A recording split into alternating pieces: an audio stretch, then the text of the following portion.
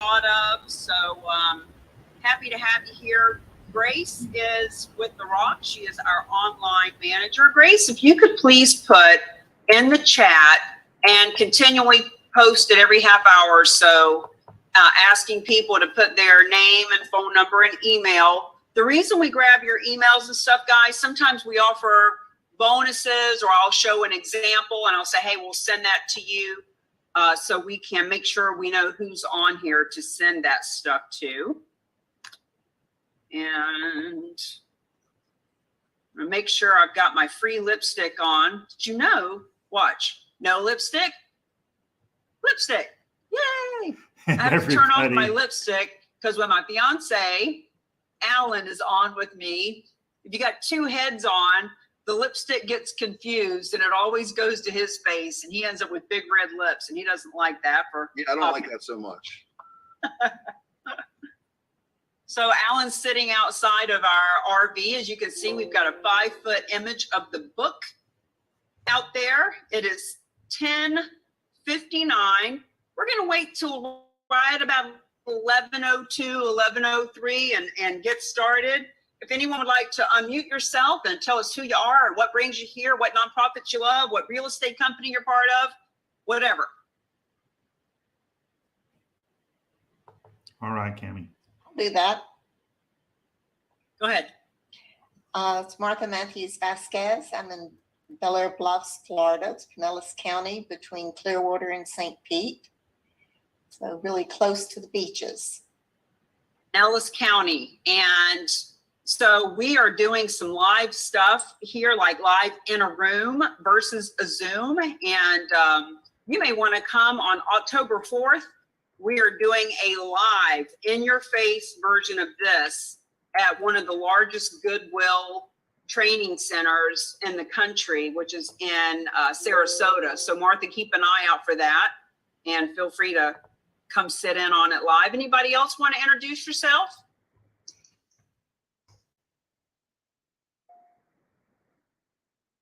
I'm Alan Biles. I am the Vice President of the Real Agents of Change and Cammie Baker's fiance. Looking very dapper and handsome this morning, I must say. Hey, Cammie. Hey, guys. Sam. Hey, this is Sam Silver, eXp Realty. I am a real agent of change. I am a champion. I think I've been in all of these since I started up. I keep coming in and keep learning more and keep sharing. We have people on Clubhouse today. We're going to have people on TikTok today. We are just going to be taking over the airwaves today. So thank you so much for what you do and your passion and purpose. And the more I can share, the more we're going to change things across the country and across the world. So, well, Sam, what an honor to have you full bore in, like both feet in. Sam is our social media expert who is always, I can just see him in the background with like 3 headsets and 3 different cameras and 3 different microphones all going to different places. So thanks for being here, Sam. Bo, take it away. Hey there, I'm Bo Weidman. I'm in Southwest Washington. I work also for eXp Realty, Sam, and have my license there, and have another company called Silveris that we help a lot of different nonprofits and a lot of realtors. We're a solution-based company. Silveris means solutions, and we're excited to be here. This is my second time going through the Masterclass. I've been in real estate a long time. I have 13 different designations. I never thought I'd have another one, and I'm going to have another one. This is awesome. Thanks. Love having you here, Bo, and we will be talking more about Silveris as time goes on. Elizabeth, I see your pretty face. Would you like to say hello? You're muted. You're muted, Elizabeth. So sorry. Good morning, everyone. I apologize. I was trying to get a client off the phone. I'm in Charlotte, North Carolina, licensed in North and South Carolina. Really grateful to be here this morning and learn more about this amazing program. Thank you, Elizabeth. Happy to have you. We need some representation in the Carolinas. I've met so many friendly people there. I was at an EXP conference in Orlando 2 or 3 months ago and met some of the nicest people from the Carolinas, and not one of them has taken action. So friends, don't think that, there's too much competition, or what if there's somebody else in our marketplace. The fact is, what you're going to learn about today, what we do, helps any and all nonprofits. And there are so many thousands of them in your marketplace. There could be 100 of you all doing something different, and you'd never run into each other unless you wanted to. But as it stands, Carolinas is pretty much completely open. Alan, it is 11:03. I'm going to get us on record if you'd like to get started. Recording in progress.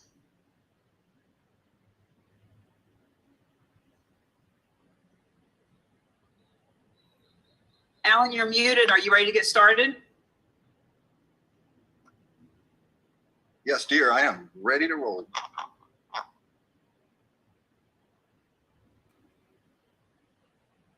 Want to introduce me, or shall I just Yeah. get started? Oh, sorry. All right, here we go. I was just in the middle of typing something. All right, guys, welcome to the Masterclass of Charitable Real Estate. This is the deep dive. This is the most, the most detail you're going to get in any presentation that we do. You're going to learn a lot of information today. So really it's a lot of information that come at you. It's going to feel like drinking out of a fire hose at some points. But I just want to start out by just saying, hey, look, what we're dealing with right now is a culmination of Cammie Baker's life. And being this close to her personally, in a relationship with her, and learning lots about her, just in the last 2 weeks, she had her Google Docs open, and she was going through old flyers. I'm talking 25-year-old flyers from when she was a realtor in New Hampshire and partnering with nonprofits to bring awareness to the nonprofits, to the for-profit industry. She was bringing real estate and nonprofit world together, not even realizing where this would end up taking her. And I had to actually kind of push her a little to say, hey, look, you need to really share this information with everyone who's coming to see this, because it speaks to the sincerity, it speaks to your credibility, your authenticity of a long time of being involved in nonprofits, of caring about your community, of showing up and taking the opportunity for for-profit companies to be able to have a cause behind them to increase their profitability through bringing awareness to nonprofit world. And it's just amazing to me to watch from a distance now, being able to put all these puzzle pieces together of your life and seeing how it seems to all really mesh together in one very fluid thing. It just evolved to this point where now what we're doing here is educating the real estate agents,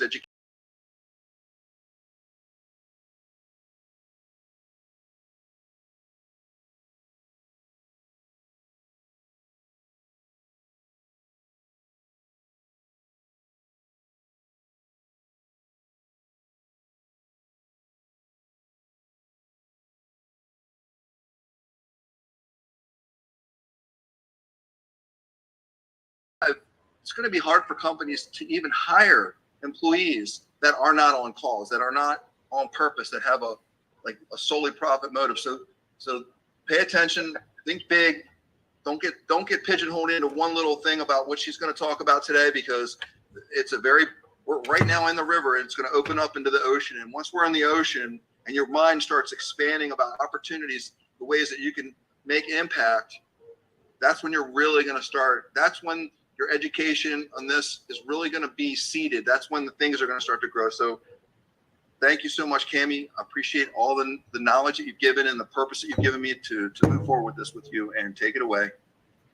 Thank you so much, Alan. Alan is a veteran. He was in the Army for several years. He has a rescue animal. We do now. And he's a man of faith. So when he came into this organization, I knew that he would be the perfect addition and the one to really represent our nonprofit liaison. So thank you for being our community outreach, our VP, and our support. So friends, it is 11:08. I am going to start sharing the screen and so that you can see what you came here to learn, because this isn't just about what is donating real estate and how does that work. It's more about, okay, now that you know what it is, what are you going to do with it? How can you bring it to the world? How can you fund causes and careers and your companies and your communities? So let's share the screen and we'll rock and roll.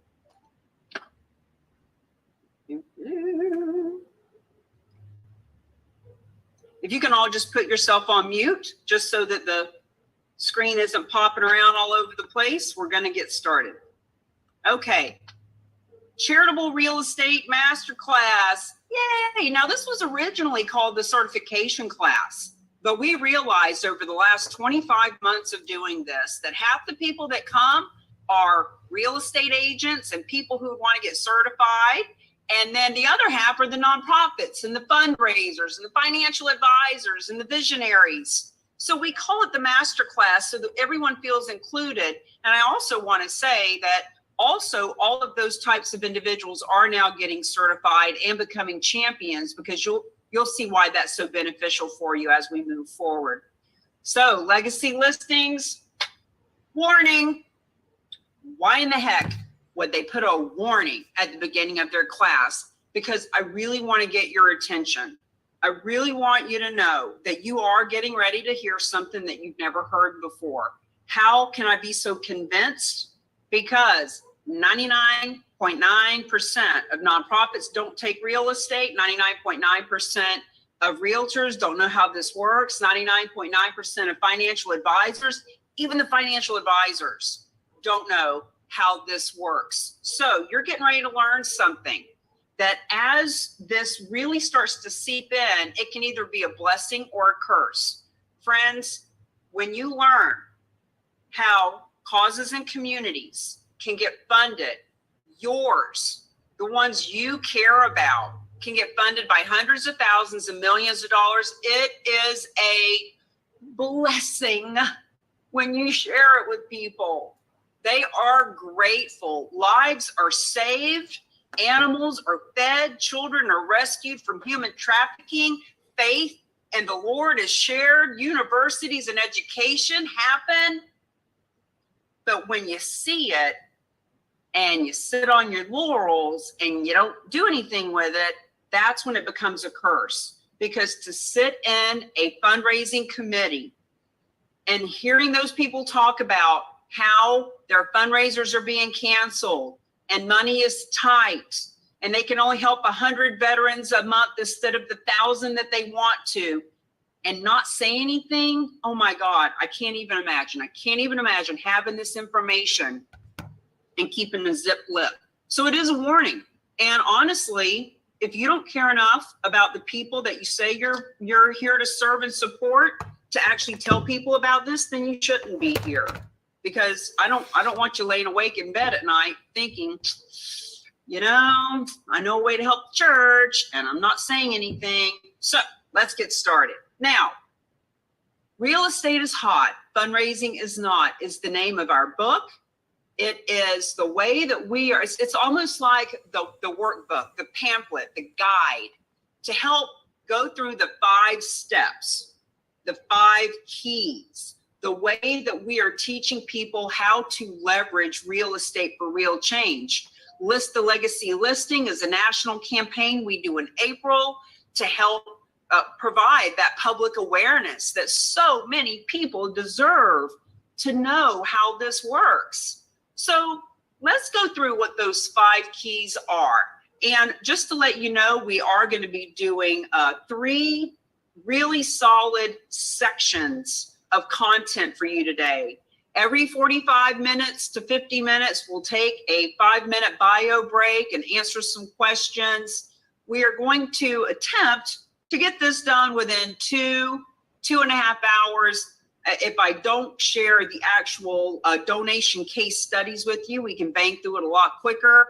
And I will give you the link where you can go and watch those case studies. So key number 1, friends, key number 1 is simply to learn. Learn what charitable gifting of real estate is. Learn why donors are wanting to donate, how any and all nonprofits can get funded. Just learn the concept, okay? That's key number 1. You're here, so you're doing that. Congratulations, you have turned key number 1. Now, key number 2 starts to get into, okay, great. Now that you know what this is, what are you going to do with it? So coming to this master class and spending this 2.5 hours is going to give you knowledge that no one else in your marketplace, no matter what your industry is, will have. But when we talk at the end about how you can be a charitable real estate specialist, and better yet, a charitable real estate champion, what we're talking about is assisting you and helping you with the lead generation part. Because it doesn't really matter what this is or how much nonprofits could be bringing in if we're not actually talking to people and making it happen. Now, key number 3, list and liquidate. So now that we know what it is, now that we are lead generating and people are wanting to get property evaluated, and does this qualify as a charitable gift of real estate, etc. The only way to get that cash to the nonprofit world is to sell the real estate. And we call them legacy listings because they leave legacy for the nonprofits that are now getting funded at an average of 6 times more than their counterparts who are only taking cash. It leaves legacy for the donors, and you'll see why as we move forward. It leaves legacy for the real estate professionals and all the businesses that are part of this awareness campaign. Key number 4, I really may get my name changed to Cami CE Leverage Baker because leveraging, strategizing, how to bring for-profit and nonprofit together to make money, making a difference, how to position, partner, promote all of us together more efficiently and effectively, leverage real estate for real change. And then key number 5 is about leaving legacy. Notice that it's alliterated. We alliterate everything. It makes it easier to remember, and it's just a lot more fun. So this is all about us leaving legacy. We want to make sure that the for-profits are doubling their profitability. We want to help the nonprofits 6 times their endowments. That's how we leave legacy. And we do it because the donors desperately want to leave legacy, and we're here to help them do it. Now, this image, we took this picture to put in the book. Real estate is hot, fundraising is not. We knew that the media wanted to see an example of what we're doing. We have these signs that you can actually order or get created on your own with the logos, etc. But friends, this is what champions look like. Champions aren't people that just know something. They're the ones who take action and do something. That tall, beautiful woman on the left is the executive director of a nonprofit in Sarasota who said, holy cow. These donations can come from our current donor list. Woo, we're in. Jessica Peterson is our biggest real estate champion. She is the one that brought us in front of that nonprofit. And of course, I'm taking a knee knowing that this image is going to be seen by hundreds of thousands of people so that they understand what we're doing here. Now, let me share with you what we're going to be going through in these different segments today. I'm going to tell you what we're going to tell you, then I'm going to tell you, and I'm going to tell you that I told you. So section 1, concepts and collaborators. Who are the real agents of change? What is this? Donations of real estate. Why have you never heard of it? And most importantly, friends, there are 3 ways that someone who owns real estate can help a nonprofit. And in section 1, we're going to go through the first 2 ways that are kind of easy to come up with on your own. As soon as we say them, you'll be like, oh yeah, I've heard of that before. It's the 3rd way that we go over in section 2 that is the win-win-win way. That is the way that people just aren't aware of and aren't taking advantage of until they meet us and learn how to leverage real estate for real change. Now, section 3, there's some details like what qualifies for a donation of real estate and what are those pesky IRS documents that you don't have to worry about anyway, but that you want to be aware of. So we'll talk about the do's and don'ts and documents. Section 4, are you a specialist or are you a champion? We're going to explain to you what the difference is and how you can take advantage of having come across this information. And then section 5.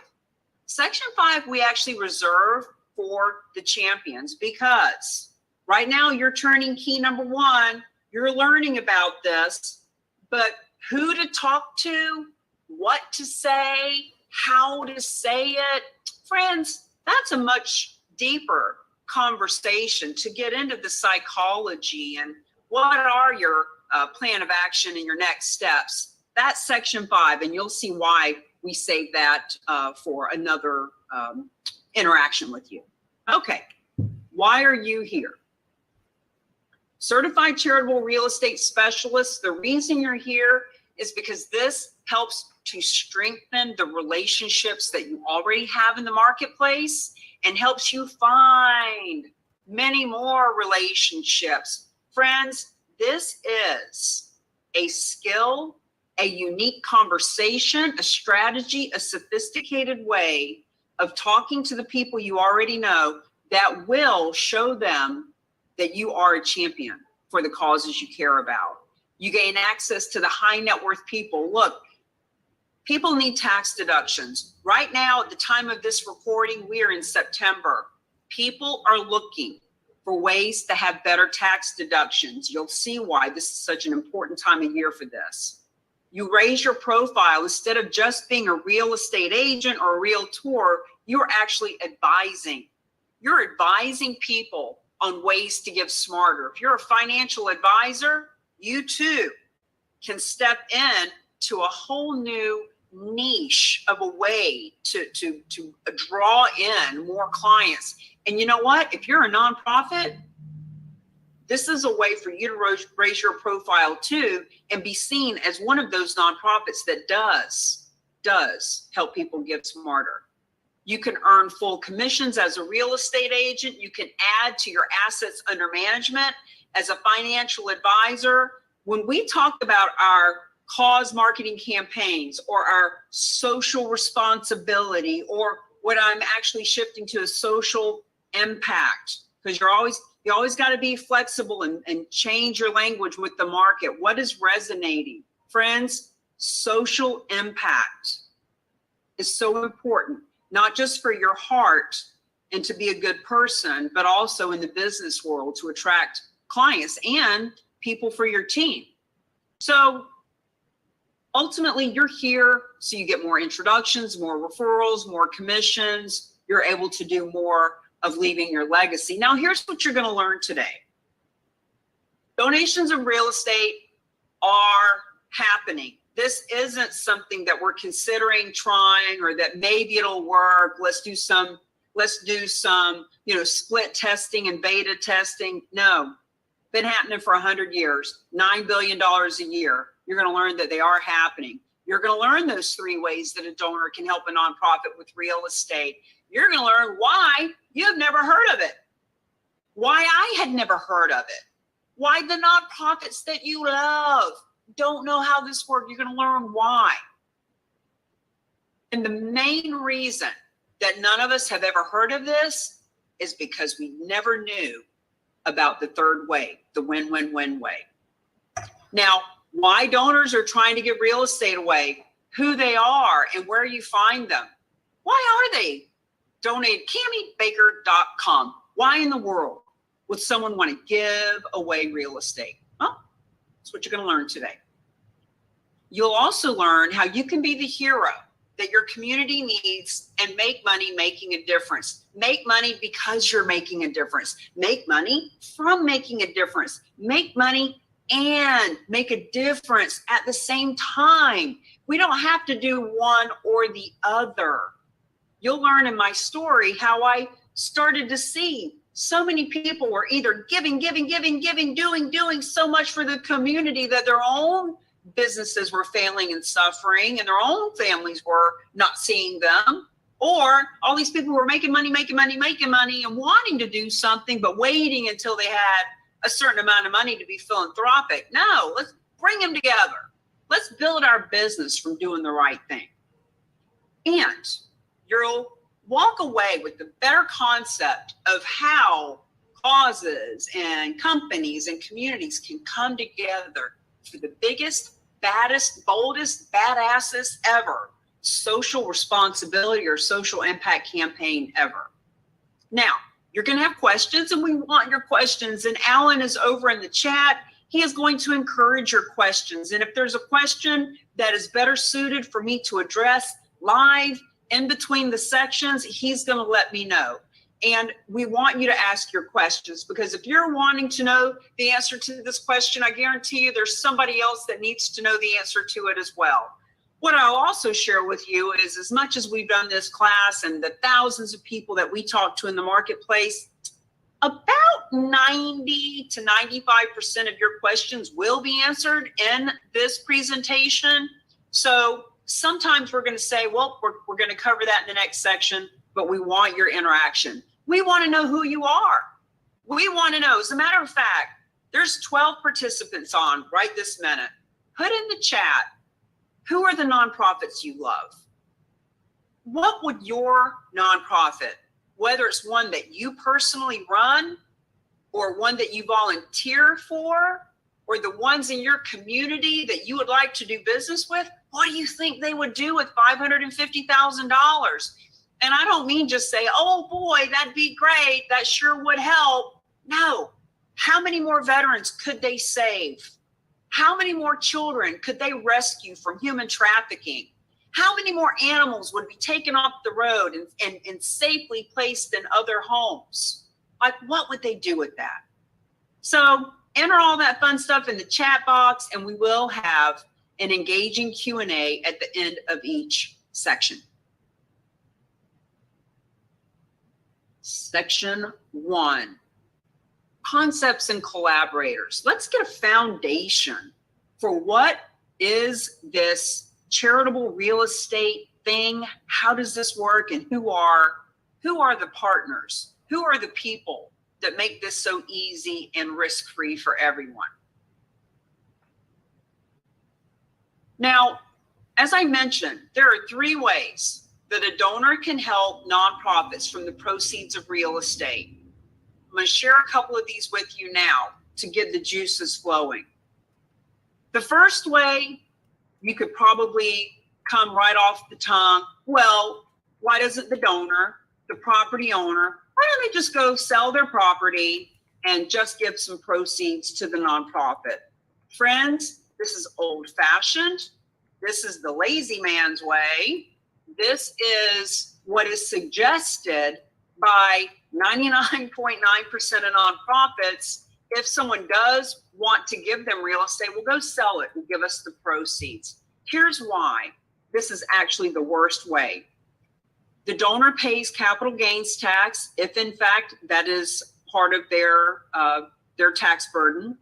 The nonprofit receives the least amount of the donation because Uncle Sam is getting a big chunk, whether it's from capital gains or other types of taxes like recapture tax and things that the nonprofit or the donor is not benefiting from. Ultimately, the donor gets the least amount of write-offs, the nonprofit gets the least amount of money, and it is the most inefficient, ineffective way for everyone involved. It is the worst way. We are going to give you an example in section 3 of what a $4.5 million piece of property, the difference between it being sold and taxes paid versus it being donated, just a portion of it donated. Because remember, the donor does not have to donate the full value. It's called a bargain sale, and you're here to learn about that too.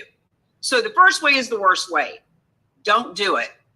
If you are ever told by a nonprofit or suggested by someone else to do it that way, come to us, let us help you with that. Now, the second way is that if the donor wants to give the proceeds, let's just say the Boys and Girls Club, for some reason, that's the easiest nonprofit for us to think of. Everybody knows Boys and Girls Club. Here's the problem. 99.9% of nonprofits flat out will not take real estate. They can, they could. Some of them have it written in their bylaws that they don't, but they just won't. It's too complicated. It's too risky. So I'm going to give you an example that I'll use throughout the training today. What if this is the Boys and Girls Club in Washington State, and the owner of the property now lives in Texas? They used to go to the Boys and Girls Club when they were a kid in Washington State, and they actually have a second home in Florida. They got a condo in Florida. It appraises at $1 million. It's got a $200,000 mortgage, and they want $200,000 cash in their pocket. See, if the Boys and Girls Club in Washington were to take this donation from the donor, they would have to pay off that mortgage, and they would have to give them $200,000 cash to be able to take title that would give the donor the tax benefit they want. And they will not do it. They don't have the capital. They don't have the expertise. They don't have the time, the talent, the treasure to handle these kind of donations. The nonprofit, even if they did do that, it would take them months of board meetings to figure it out. Where's the money going to come from, and whose name's going to, go on the electricity bill and the taxes and insurance? They just know they won't do it. 99% of them just won't do it. This is the hardest way, because even if they do it, there's less than a 0.01 amount of nonprofits who have a real estate department. If any of the other 99% wanted to, let's take this on, let's try to figure it out. It is the hardest way, even for the donor, because the donor just wants to make a gift. And now they are being subjected to all of the meetings and the board meetings. It's just complicated. Hardest way. Now let's learn why. Real estate owners are wanting, they're trying, they're searching, they're Googling, how can we donate real estate? And the reason that these 99.9% of nonprofits turn down real estate, now I've alluded to a lot of them, but we're going to get clear on that.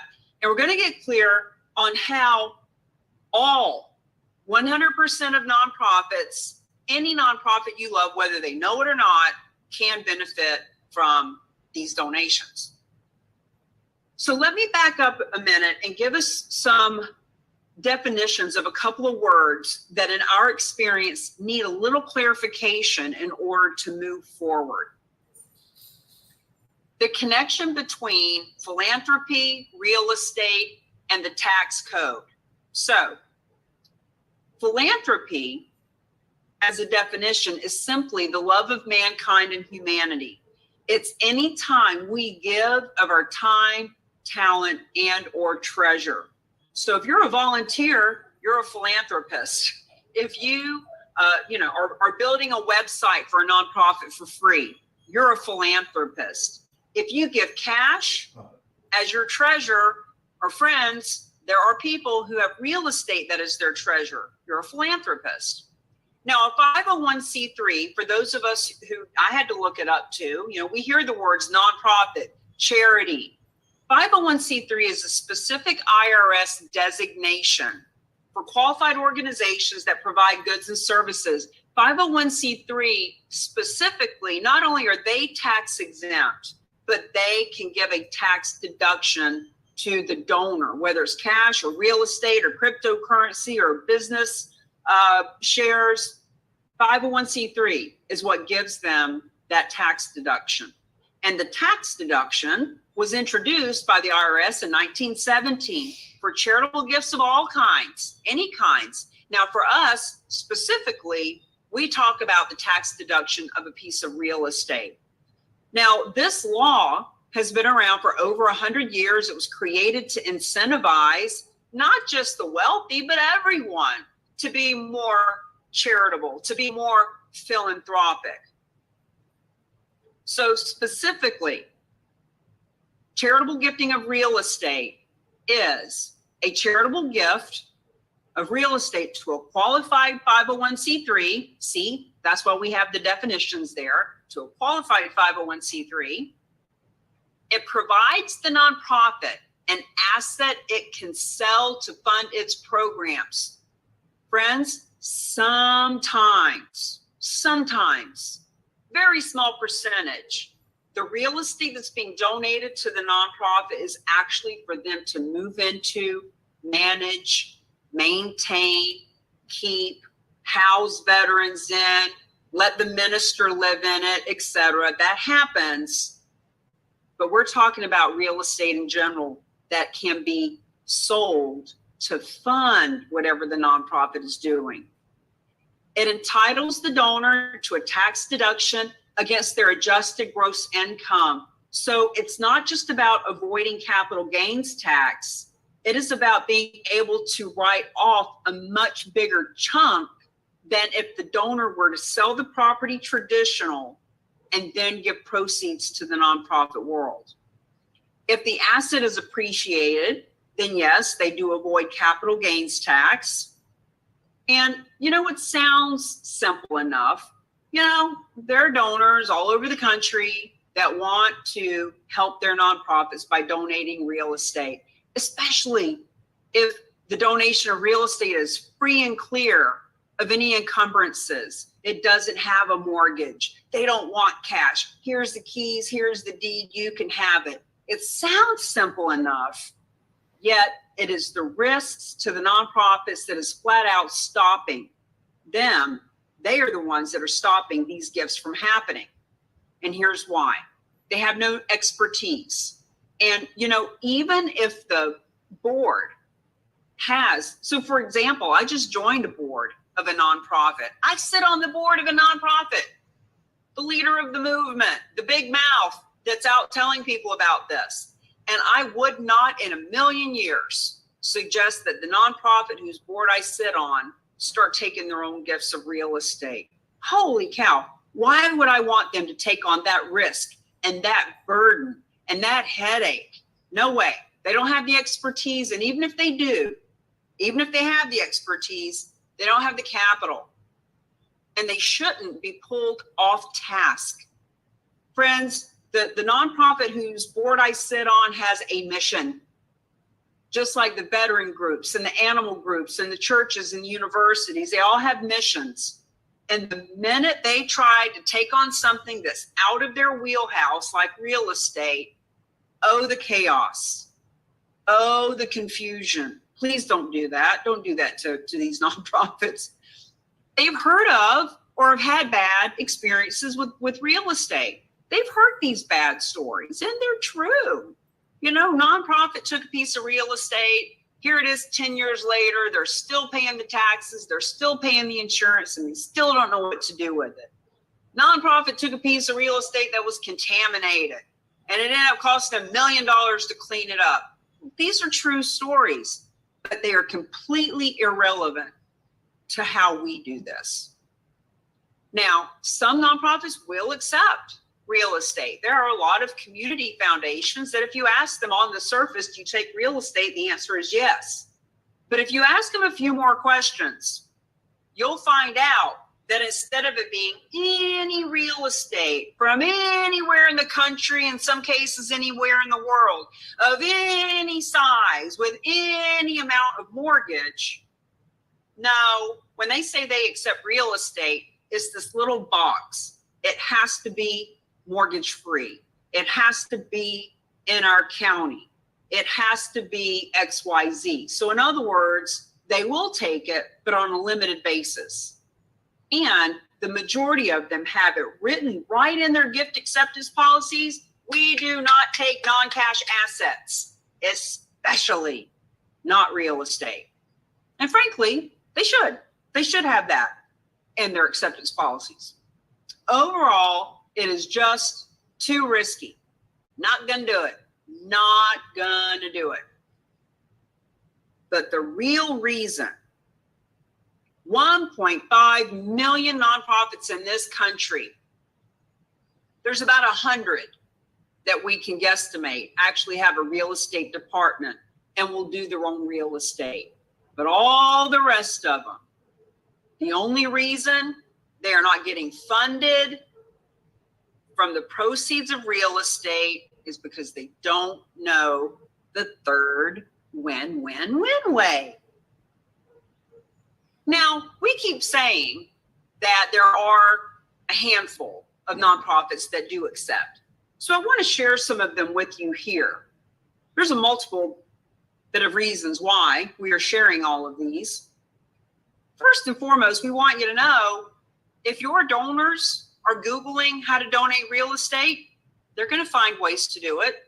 All of these will accept real estate. We know that you're going to Google how to donate real estate, donations of real estate, charitable gifting of real estate. You should. You should do your due diligence, and you're going to find all of these. So if a donor just wants a tax deduction, they can use any one of these. But if they want your nonprofit to get funded, if you want your community to get funded, if you as a real estate agent want a guaranteed full commission, I don't know what any of these other groups are going to do. And I always use Cars for Kids as an example because the majority of us have heard of this organization. Now, they not only take cars, but they take real estate. And they're a wonderful organization just like so many others. But the problem is, if you want your community to benefit, your animals, your veterans, or even your pocketbook, we are missing the boat when all the donors from our community, our nonprofits, when they are looking for ways to donate real estate, this is who they're finding instead of your community. So this is why the Real Agents of Change were created. This is why we do the certification. This is why we have charitable real estate champions, why all of this was created. Because there is a need to help the 99.9% of nonprofits that don't have a designated real estate team, or even the ones who do, but do it on a very limited basis. We are here to help the donors choose who gets their legacy. We are here to help all of the 1.5 million to become proactive versus reactive. Because even those ones that have it on their website, that they take real estate, if they're just putting it on their website, they're being reactive. They're waiting to react if someone emails them. What we are suggesting is, what if we were proactive? What if we were actually teaching and showing people how to find these donations of real estate? Plug up my computer. So let me share with you for about 5 minutes what the story is here as to how we all got to where we are. How did we find this? And why do we know that this is happening? This is yours truly about 22 years ago. I was a single mother. I was an alcoholic.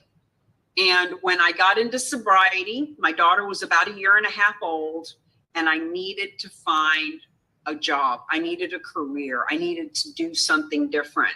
And I found in the newspaper an ad for this job. And I went on this job interview, and lo and behold, the universe was looking out for me because it was a real estate agent who did 125 deals a year. And I was hired as the listing coordinator. And I was newly sober. I had maybe 6 months of sobriety under my belt.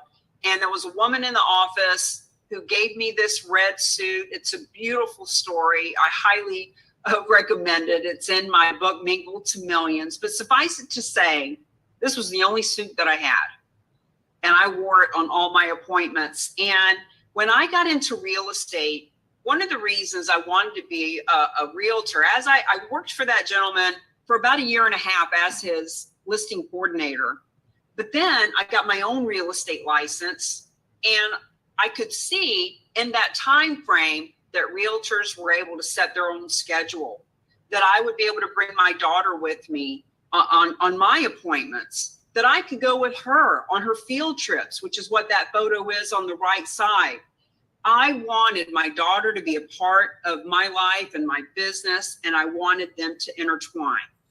One of the main reasons that I became a realtor. Now, The first company I was with was Remax. I've held my license with just about every major brand, but we used to bring the hot air balloon to different events. This one was with the Boys and Girls Club, and we did face painting and karate and just all these fun things. My daughter was part of all these things. She was with me when I was out riding around in the Mustang and promoting these events. And I eventually was with Century 21. We did a TV show called The Real Estate Roadshow. And I was on HGTV House Hunters, from guerrilla marketing. Like, I was just hungry. You know, I was a single, newly sober mother living in a mobile home and trying to get back on my feet. And I just leveraged everything that came my way, including the 64 and a half Mustang convertible that you hear me talk about a lot. And the reason I want to share Scoop, as we called the car, because it was a scoop in the hood, is because if it wasn't for that car right there, you wouldn't be sitting on this video, and we wouldn't have the opportunity to fund nonprofits by the billions. You see, when I got my first commission check, I bought my dream car. My first big commission check, I bought this car. And people made fun of me. Ford, found on road dead. Boy, they saw you coming. What a money pit. And I said, you don't understand. I see the vision. 6 years old to 60 years old, thinks that kind of car is cool. It's going to get me attention. And before you knew it, I was doing this antique car show. And with the antique car show, we started raising money to give to local nonprofits and charities. I ended up working with Ronald McDonald House and Make-A-Wish and large and small nonprofits. And as I was doing all that for 7 years with the car show, I learned that even when people didn't care about real estate or Cami, they loved that we were doing something to help the horses or to help veterans, etc. So over the years, I learned how to do cause marketing campaigns, marketing your business with a cause in mind, social responsibility, social impact. This is an image of a diaper drive that we did. The president of the Board of Realtors hired me as her personal mentor to help create Realtors for Recovery. And we raised up 8,000 diapers for a halfway house for women that were coming off opioids and having babies. And, you know, when you can't afford rent or food, you damn sure can't afford diapers. So we were doing things to help them. This was my Botox doctor that hired me to help her bring some more feet through the door. We did this drive at Christmas time. This was when I went to Jacksonville Real Estate Investor Association. They wanted me to fly down and do a talk there. And I said, only if we can be socially responsible. So we did a coat drive, and that's a table full of coats behind us. So I was learning how to not only do good by doing good, how not only to make money making a difference, but to teach other people how to do it. You know, we helped Habitat for Humanity. And Realtors for Recovery was helping with addiction issues. We gathered up coats for kids in the Boston area. We did things for animals and poker runs. This is just a handful of the flyers to show some of the things that my clients were doing long before this whole charitable real estate thing came my way. And I share this with you to give you the history and the foundation of who we are and what we stand for. And now, 3 years ago, when I was sitting in that conference just before the pandemic, when I heard charitable real estate, $9 billion a year, realtors can get paid a full commission, huh? What? That's when I took this on. And that's why I say that car is what brought us here. If I hadn't have got that car and started doing the car shows and giving money to nonprofits, I wouldn't have learned this whole business development element of making money, making a difference. I want to help people make a difference. And I also want to help them leverage it as a business development tool so that they can do both, right? Don't have to do one or the other. So we're traveling the country now in our RV, specifically here in Florida for the next year or so, because there's just so many realtors and so many nonprofits and so many people that need to learn about it right here but we're also doing it all over the country. I fly around and do speaking engagements. We certainly can do stuff on Zoom. We're doing the List the Legacy listing awareness campaign in April. And of course, we've got the book now.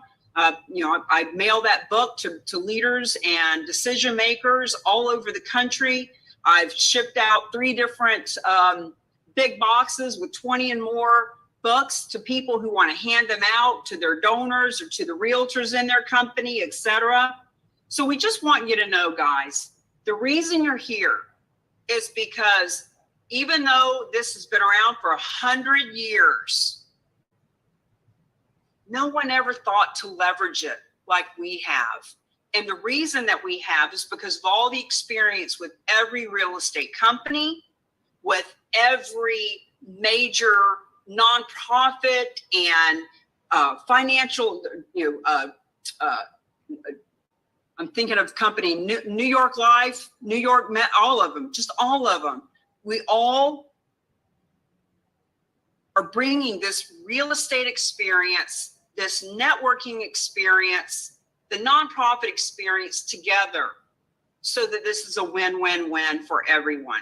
Here's an example of a donation of real estate, because I would like for us to go ahead and erase and say bye-bye to any thoughts of, oh, this is for people who can't get rid of something.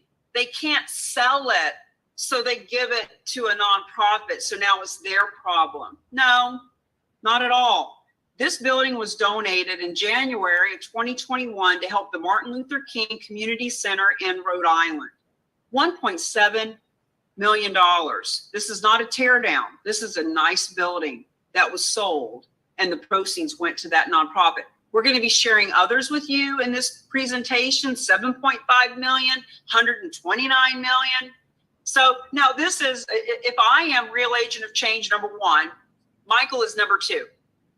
He's the first person I called when I learned about this. I knew Michael in network marketing. I knew Michael in real estate. I coached him on calling expireds and for sale by owners. And he has got the biggest heart of anybody I know. And he actually had moved from New York City to California.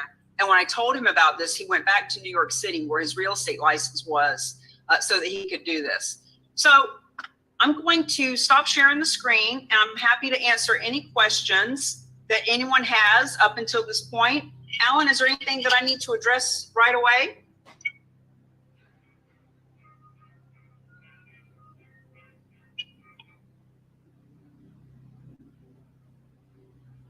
Feel free to unmute yourselves, friends, if you've got a question that is just, that you're eager to ask. Hey, Cammie, Mark here. I have a quick question.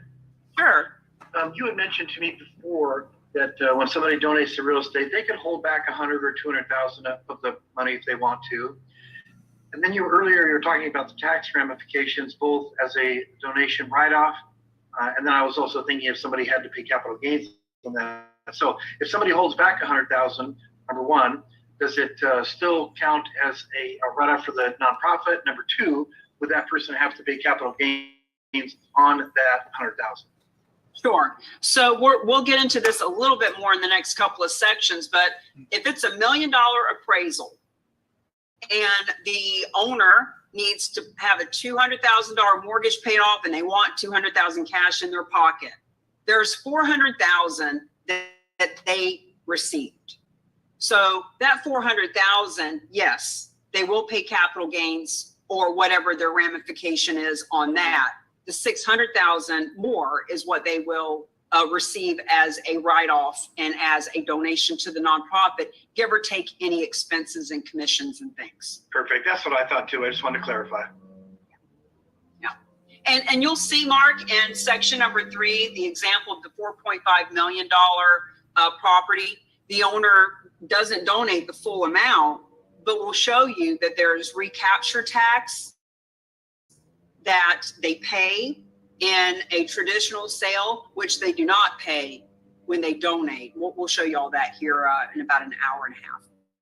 Sure. There's one thing on the last Zoom that you said that I really liked when somebody had a question about the charitable whatever. You said, we do our best and refer the rest or something like that. Yes, do what you do best and refer the rest. And that's what we suggest of all of you. And we practice what we preach. So my job as the big mouth and the megaphone is the big overarching conversation that this even exists. And then when people want to talk about charitable remainder trust and how much tax is going to get paid, well, now I do what I do best. I refer it to the rest. And we'll teach you guys. And the good thing for you about this is you don't have to learn all that either. We're going to share an example of a nonprofit who received a donation, and then they said to their donors, they said, we don't know how this works. We don't have a clue, never heard of it before, but we know we're getting ready to get $400,000 from this piece of property. And based on that, who else has got some real estate? That's all they said. And somebody else came to the table with a piece. So do what you do best and refer the rest. I love it. Yeah. Thanks, Mark. Anybody else?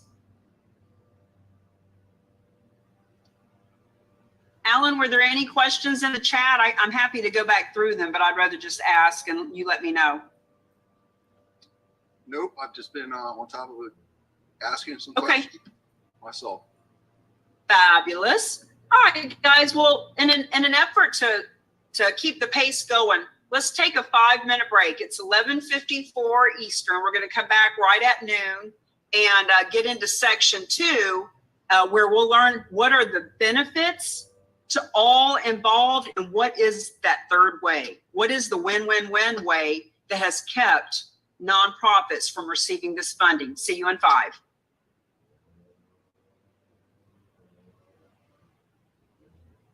All right, everybody. If you're new to the room, let me do this. Give me a second. I'm going to take a 5. So let's see how we could do this. We'll do it like this.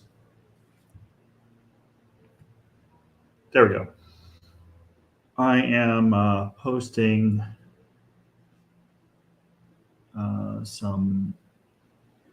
a link in here in my social media.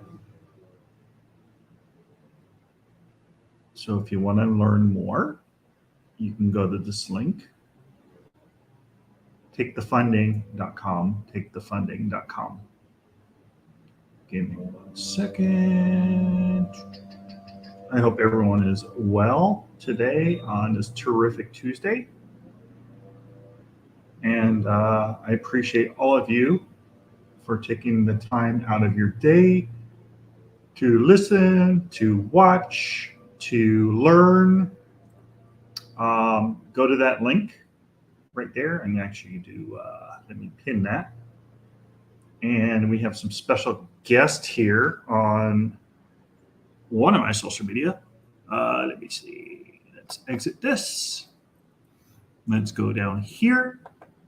While we have some time, I'm going to invite my incredible friend Bam up onto the stage.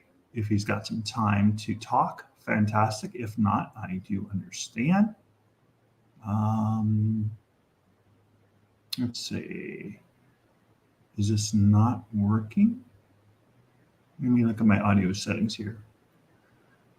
Speaker, mic, stereo speaker.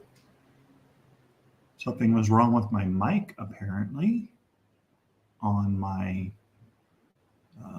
computer. Okay, now I can speak.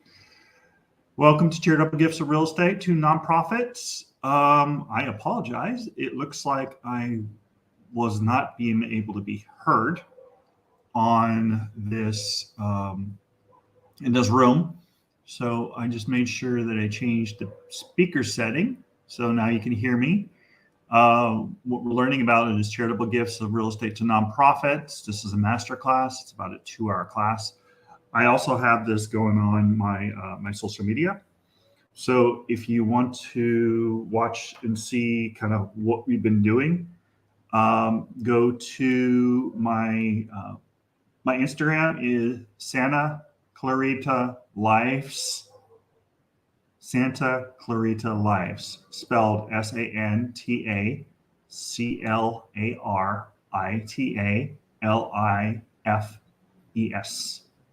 And you could see from early this morning what we're talking about, how it works. And it's also on my YouTube channel. So if you want to go to Santa Clarita Live, Santa Clarita Live is my YouTube channel. And I've been streaming it on my YouTube channel as well. So thank you so much. I appreciate all of you. Excuse me, I have an itch. I appreciate all of you for coming in today and learning more about charitable gifts of real estate to nonprofit. It's being done since 1917, over 100 years. This is being done. So if you have a nonprofit. Hey, friends, going to be getting started again here in about 60 seconds. Here we I go. see that Alan has made the comment about the credit card processing analogy. You know, it's such a great way to look at this. Nonprofits can accept cash by having credit card processing. Now we have real estate processing. That's all. Very simple. All right. 11:59. As soon as it hits 12, anybody got any last minute question before I get started? Sam, if anybody over in TikTok or Clubhouse or whatnot wants to chime in, please make sure you just send them the Zoom directly if they want to jump in Zoom. I know you know that. All right. I'm going to share the screen and we're going to rock and roll.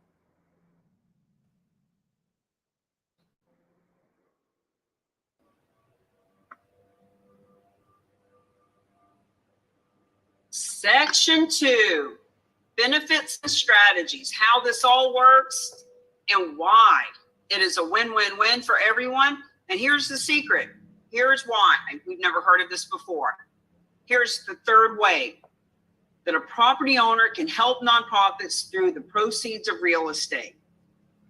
When that property owner utilizes the Real Agents of Change and our team of experts, this can be risk-free for them. We have a team that we're going to explain in this segment called a specialized nonprofit, and you will see exactly how this works. So this is risk-free for any of the 1.5 million nonprofits. There is no out-of-pocket expense to handle these transactions. Capital is available to enhance the value. So if the property needs to be fixed up, if it needs $1 million worth of fixing, that's okay. The money is here. Bargain sales are available. You're going to learn specifically what those are. So if a property is donated just completely, here's the keys, here's the deed. I don't want one red penny. Just take it and do with it as you will. That's a donation. If any money exchanges hands to pay off mortgages or to give the donor cash or to pay off any kind of lien or encumbrance, that's called a bargain sale. And not all specialized nonprofits will do that. The donor receives the full array of tax benefits immediately. So instead of months and months of board meetings and how's this going to work, 30 days or less, we'll tell you a story about a donor who received the tax benefits within 10 days and why that is. So with this win-win-win way, the nonprofit world receives the maximum donation, the donor receives the maximum tax benefits. It is eligible for any and all nonprofits. This is the win-win-win way. So let's show you what that looks like. Let's really wrap our heads around the triangle of trust, as I like to think of it when I look at it. Here are all the stakeholders who are included in this and why this is a win-win-win for them. First and foremost, of course, one of the stakeholders is the donor of the real estate. It can be private, like an individual, or it could be a corporation. The advisory community. So when I see advisors, just think about who advises people who own real estate. So it's not just the realtor, it is the CPA, the real estate attorney, the wealth managers, the financial professionals, anyone who advises others who own real estate are the advisors. And then there's the nonprofits themselves, whether it be a public charity, a donor advised fund, etc., nonprofits. So these are the three stakeholders in these donations. And it looks like that, which is why I call it the triangle of trust. Now, the donors are a yes. The donors want to donate. Friends, we don't convince, we don't persuade, we don't beg. You can't talk someone into donating real estate. That is not even a consideration here. What we're doing is we are informing and educating, letting them know what their options are. And they are a yes. The ones who want to donate are a yes to donating real estate. The advisors are a yes. Not only do they want to help their clients give smarter and be more philanthropic, they also want to build their business. They want to make money making a difference. It is the nonprofits themselves that are the no to real estate for all the reasons that we have talked about already, because of the complexity and the risk and the lack of cash on hand or the expertise, the mission drift, the bad experiences. They themselves are the ones that are blocking gifts of real estate. They say things like, well, we took a gift of real estate once, we'll never do that again. There's actually a Boys and Girls Club right here in this area in Florida who did take a huge, I think it was a $10 million, a piece of property, and they funded their program for years from this one piece of property. But they'll even tell you, it took so much manpower and it was such a mission drift, they don't want to do it again. And you can't blame them. Or they might say things like, well, yeah, we do accept real estate on a limited basis and with time-consuming board approval, and only if it doesn't include any cash out of pocket. And we really say no to the majority. It's just a small box that it has to fit in. So what we're saying is anyone and everyone can benefit from real estate from anywhere. So our team of experts includes the specialized nonprofit and their mission. The mission is to accept real estate of any kind from anywhere, taking on all financial and environmental risks inherent in real estate transactions and convert the asset into cash.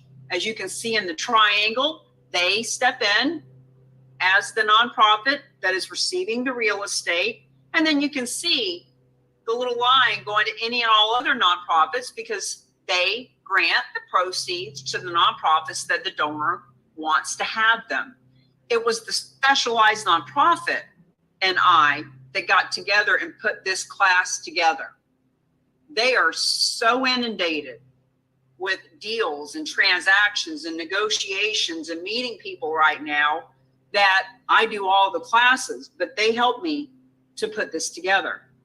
Now, the Rock team of experts, a specialized nonprofit that exclusively accepts these gifts, provides donors the tax benefits. See, your nonprofit friends don't have to figure out all the tax benefits. Now, we're going to show you the forms, but we don't want you to ever have to deal with those. They absorb the title and financial risk. So when we say there's no risk, we mean there's no risk. The nonprofits that receive the proceeds are so far removed from the transaction, they don't even need to know the address. They don't need to know what state it's in. They don't even need to know that it's happening. The specialized nonprofit works with the brokerage community to sell the real estate, meaning they hire the real estate agent at a full commission, and then they grant the proceeds to other nonprofits, all the nonprofits that the donor wants it to go to, whether it's one nonprofit whether it's multiple nonprofits, whether it's a donor advised fund, that's where they grant the proceeds to. So this is called the awakening. We are awakening the nonprofits to accept or benefit from non-cash assets versus just cash gifts. Now, this first quote is Dr. Russell James, who is the philanthropist, the PhD at Texas Tech. He and his team did the research. We have the document. As a matter of fact, Alan, if you can put in therock.com/FAQS, there is a attachment on that link that has the research that Dr. James and his team did. Please don't go over there right now. Stay focused, but I want you to know where you can get that information. That when nonprofits are taking in non-cash assets, even if they themselves are not facilitating them, they grow at 6 times the rate of those that only take cash. He wrote the foreword for our book. We're super, super honored that he wrote that for us. Now, the Nature Conservancy. Jackie is the one that said this: when donors on the existing donor list, when they are not just asked for cash, but when they are given their options that they can donate business interests, cryptocurrency, racehorses, real estate, those donors can give 3 to 7 times more than they currently are, which means that no more donors are needed. Now, all of these statements were made before the Real Agents of Change came along. So even though the nonprofits already have donations in their donor list, there are also donors in the real estate agent's book of business, in the financial professionals' book of business, in the communities on social media that were never tapped into or educated or asked about this before. So now that the Real Agents of Change are helping to go from 9 billion to 29 billion, here's what this looks like. So the collaboration, do what you do best and refer the rest. Here's what the nonprofits do best, right? They strengthen their relationships with their donors. They are out there in the world promoting their cause. You know, when they do fundraisers, it's just as much of an awareness raising campaign as a fundraising campaign. They are sharing the stories of the veterans and the animals and the, you know, unwed mothers and the churches and all the things that they do. They are cultivating and educating and making people aware of what they do. Now, if they knew that they had a way, if they had that real estate processing team, they could actually let people know. They could share the benefits of these non-cash gifts. They could start asking for gifts of real estate. And the specialized nonprofit who accepts and fixes and sells and grants the money to them, they are the ones that intervene, that answer all the questions for the donors. They are the ones that provide the resources that all these gifts of real estate can require, like, you know, paying off mortgages and things. They solve the complexity of the entire gift cycle.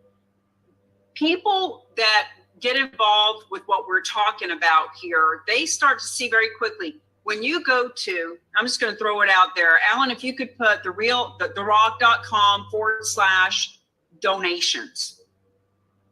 We want you guys to know the resources are here. At this link, there are 10 examples: raw land, residential, commercial. Every story tells you where the property was, who donated it, why they donated it, what nonprofit benefited, and how much money went to the nonprofit world. Grant the bulk of the net proceeds to the other nonprofits. So when we're talking about the collaboration, do what you do best and refer the rest. The Rock, we are helping with systems and scripts and support, social media and strategy. And ooh boy, some of the trainings that are coming up to help you start conversations with all of these people that are involved. Some of our veterans that are on here haven't even seen some of the stuff I'm going to show you at the end of today's presentation about these systems and strategies that we provide. Wow. I just want to kind of sit in the energy of all of these logos. Check off in your own mind's eye which ones you've heard of, which ones you've donated to, which ones you see a GoFundMe account. All of these nonprofits have benefited from the win-win-win way. From having this specialized team of experts help to facilitate these transactions. Now, Fidelity Charitables, if you think about the 1.5 million nonprofits, think of them in a big pyramid, you know, the ones that make the most money on down to those who just got started and barely got their 501c3 accreditation. Right at the top of the pyramid is Fidelity Charitables, because they bring in more money than any other nonprofit in this country. And I bring them up because even they, with all of their relationships and resources, with all the cash at their disposal, even they do what they do best and refer the rest. Even they do not handle their own real estate. Even they use our team. So friends, this is not just for small nonprofits. It's for nonprofits who want to be smart, bring in more donations, help donors give smarter, and not have to deal with it themselves, including all of these universities and public radio, homeless shelters, soup kitchens, lots, dozens, hundreds that you've met and that you know are already benefiting or have benefited in the last few years from the proceeds from a gift of real estate. Now, this has become my new favorite case study, and it just came to a conclusion in August, just about 3 weeks ago. Berkeley Humane Society, December 2021. Guy calls specialized nonprofit. Hey, I've got 12 vacant lots that I want to get a tax deduction on. It's December 15th. I need a tax deduction now. By December 31st, I need to donate this to get my tax deduction. Can you do it? And the answer is yes. So those lots were donated in December, got his tax deduction, and then they were listed on the market. They didn't close until April. That's when the money went to the nonprofit world. But the specialized nonprofit reached out to Berkeley Humane Society and said, just want you to know, one of your generous supporters has donated some real estate. We're in the process of selling it. Notice, they didn't even know about it. They had nothing to do with it. They said, we're in the process of selling this right now. We want you to know our best guesstimate is you're going to get about $400,000. Most nonprofits aren't prepared for that kind of revenue injection. So we want you to know so you can start to prepare yourselves. What are you going to do with $400,000? So the Berkeley Humane Society says, for what? Real estate? How? Huh? They said, could we get more of those? And they said, yeah. So when the property closed, they did get the $406,000. In the meantime, this nonprofit did what we are suggesting to you to do for your nonprofits as a nonprofit, etc. Hey, donors, we don't have a clue how this works. Don't know. We rescue animals, but we need money to rescue animals. And we just found out that we're getting a huge donation because of a piece of real estate, and we've been told that there may be other generous supporters with real estate. Just saying. Has anybody got any real estate? Donation number 2. A woman said, well, my mom left me this property in a 55 and older community. I'm never going to live there. I'm doing fine. I don't need any more money. You can have it. August, 3 weeks ago, $646,000 to that nonprofit. So here's the moral of the story.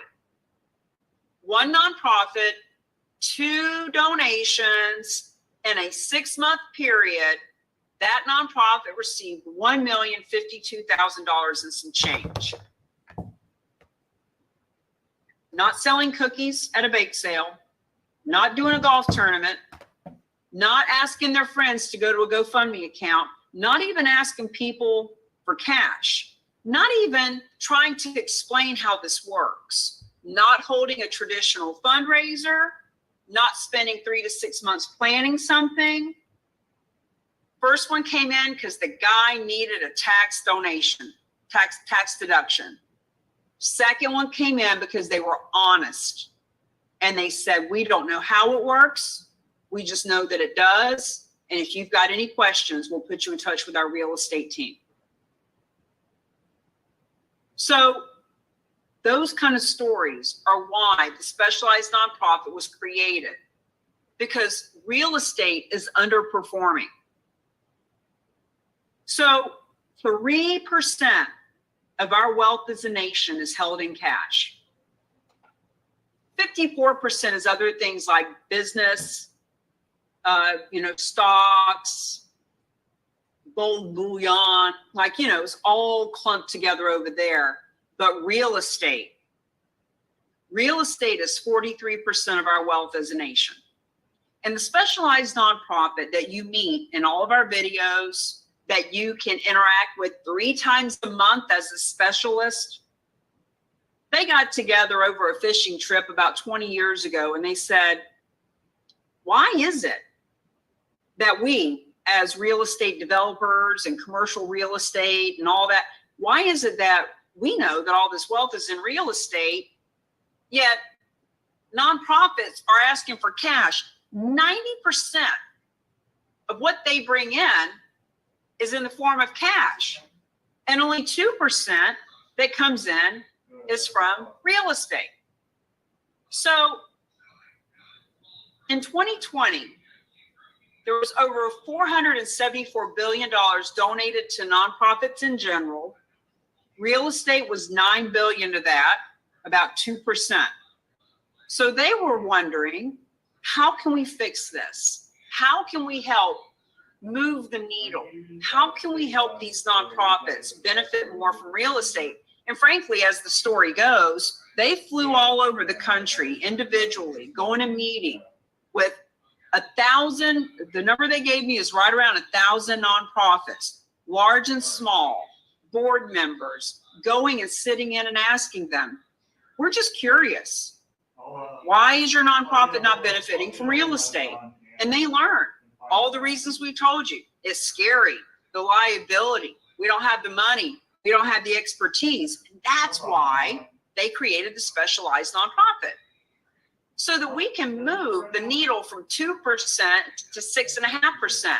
So if in 2020, $9 billion was donated in real estate, and that's 2%. If we move it to a lousy 6.5%, that's $29 billion to the nonprofit world, not just one time, but year after year, because 43% of our wealth is held in real estate.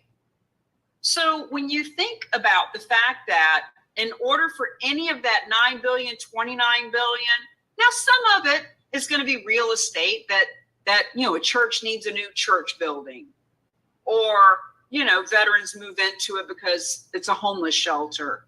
But the majority, 99% of them, have to be sold so that those nonprofits get the cash and they can buy what they need.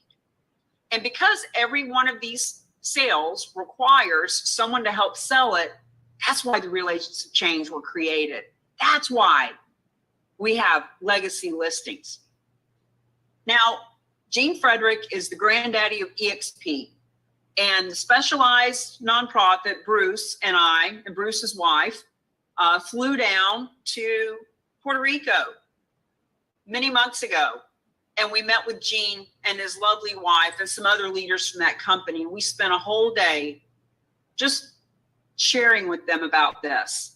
I've actually, if you go to therock.com/EXP, you'll see the full interview that I did with Gene.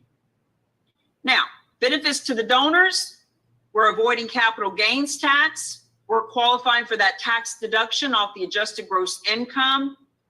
When you think about how this preserves liquid assets to protect lifestyle, when you think about it, if a nonprofit wants you, me, anyone to buy raffle tickets or to spend the cash out of their pocket, that donor, that person is thinking in their mind, well, do I want to donate $1,000 to the nonprofit, or do I want to buy my kids Christmas presents? Do I want to buy a 4-person group at the golf tournament for $300, or do I want to take my wife out to dinner? Now, it might not be that their finances are that tight, but the point is, when you're asking for cash or giving cash, it's competing with other things that you use cash for. When we are asking for wealth from the wealth bucket, that's a whole different ballgame. This eliminates something that's complicated from estates. People that are in their 60s, 65, 70, 80 years old, they're wanting to simplify. And it also simplifies how they can leave this money, this legacy to the next generation. We'll get into that more when we talk about donor advised funds. And believe it or not, one of the main reasons people do this is because it is convenient. Please take this off my hands. Now, it is not convenient if it is a nonprofit that's trying to figure this out and taking months and board meeting after board meeting to figure it out. But when there is a specialized nonprofit who does nothing but this from morning to night, when that donor can get the tax benefit and be done in less than 30 days, that is convenient. They can receive that partial cash payment that we've been talking about. It's called a bargain sale. That's what the IRS calls it. And whether they are paying off debt, whether they want to get their initial investment on that property back, whether they wanted to tailor their gift. So let's say it's that $1 million condo that we talk about, and their tax accountant says, well, you know, you really can only leverage $300,000 donation. Even if you donated the full $1 million over the next 6 years, we couldn't write off that much. You'd really be doing it just out of the goodness of your heart. You can't write off that much. Then they can tailor it down. And they can say, well, I got this $1 million condo. If we could get $700,000 cash, you can have the rest of it, bargain sale. They can, and replace life insurance. I know people in the life insurance business that want to know about this because it's another way for them to sell more life insurance. Now, you might be thinking, okay, I've never heard of this, but you're making a good point. I can see what these benefits are, but seriously, who would possibly donate their real estate? Well, people like these. This couple, look at the date on it. You can see the date on this one. This was last fall. They donated $129 million in real estate. Imagine being the realtor that brought this to the table and got referral fees on these properties all over the country. Friends, who is doing it? People like this are. 80% do it because it's the right thing to do. Now, if someone's just Googling how to get a tax deduction and they find Cars for Kids or one of those other places, or if they even find yours and they donate just because it's a tax deduction, that's fabulous. The beauty of why this is a win-win-win is that it only works when the nonprofits are getting funded. So whether it's the 80% that do it for altruistic reasons or the 20%, that do it for the tax benefits. They all get the tax benefits. And either way, the nonprofits are getting funded.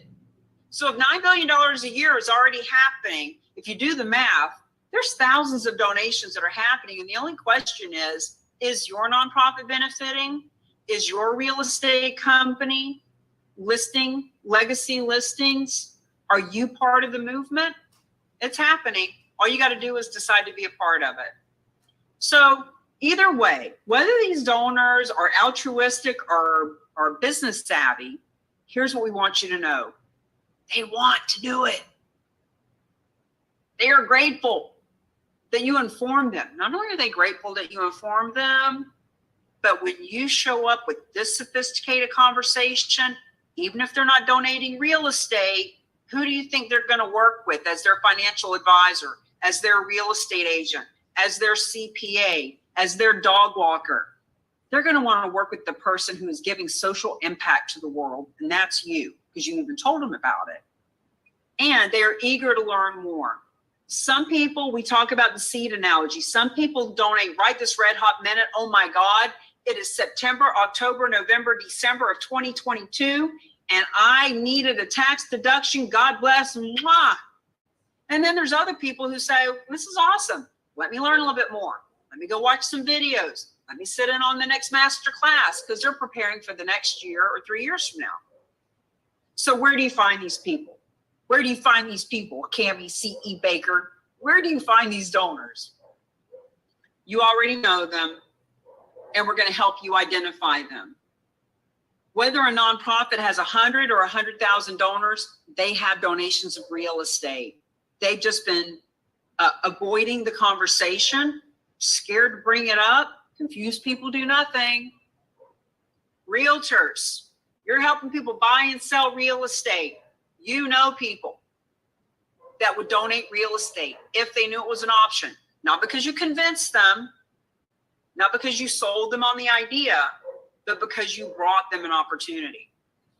Now, the benefits to the nonprofits, friends, we've been going over these, but just to drive some of them home, this is Deborah. We love Deborah. She sat in our class in January and immediately saw a pastor sitting on a roof trying to raise money, reached out to him. We've actually got his statement on the back of our book too.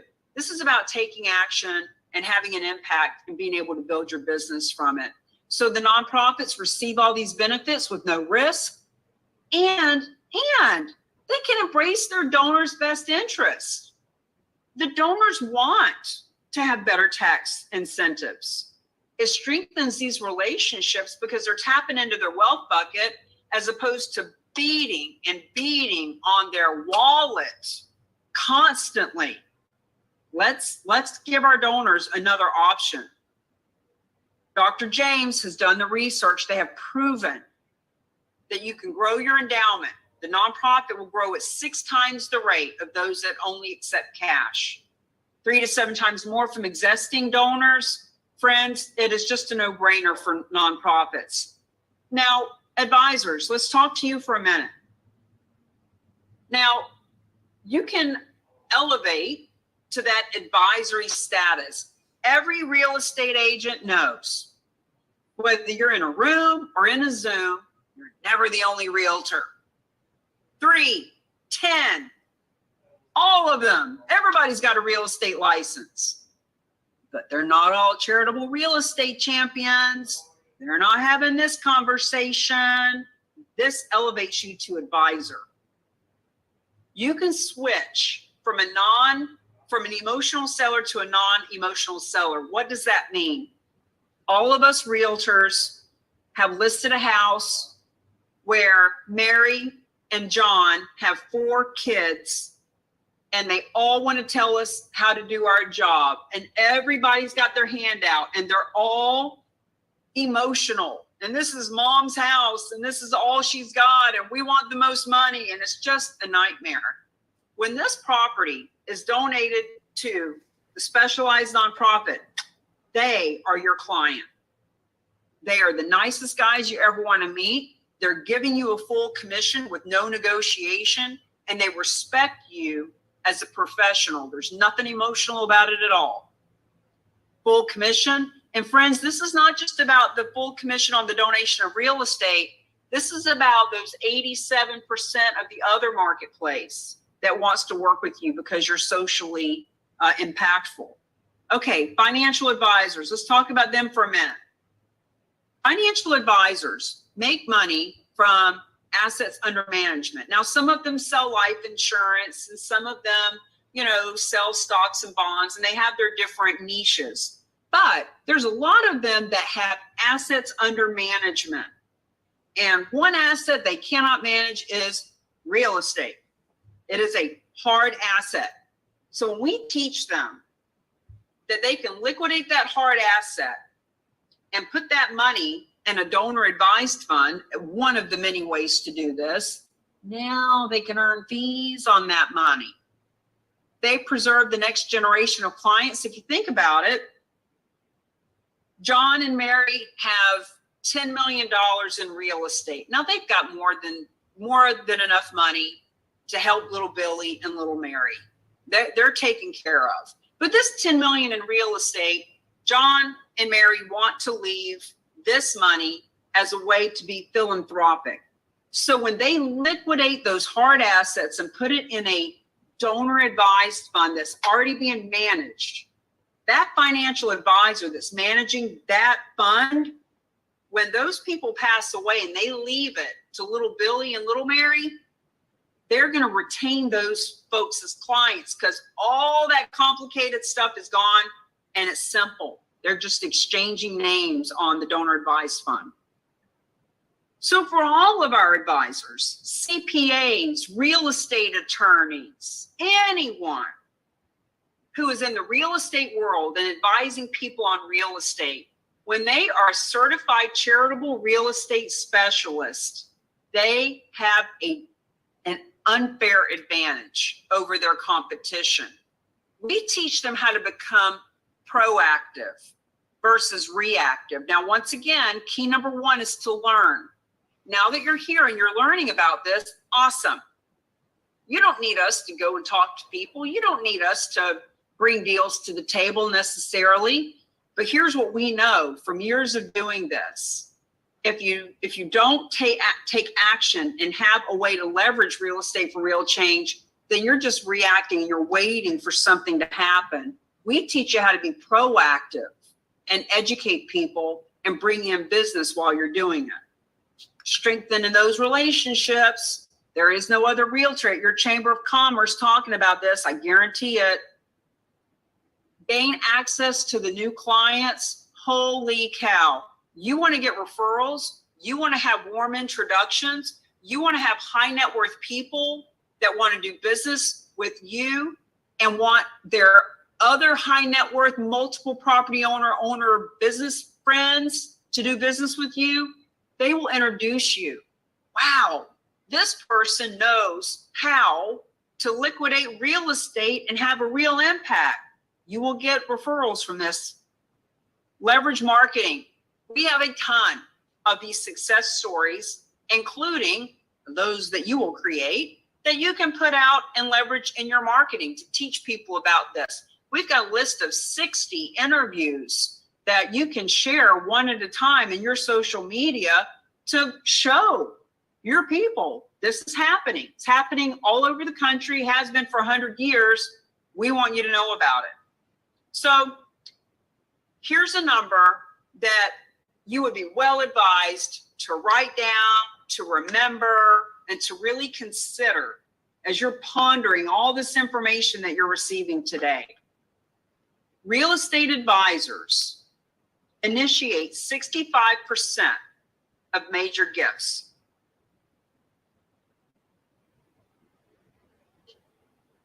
That was a dramatic pause.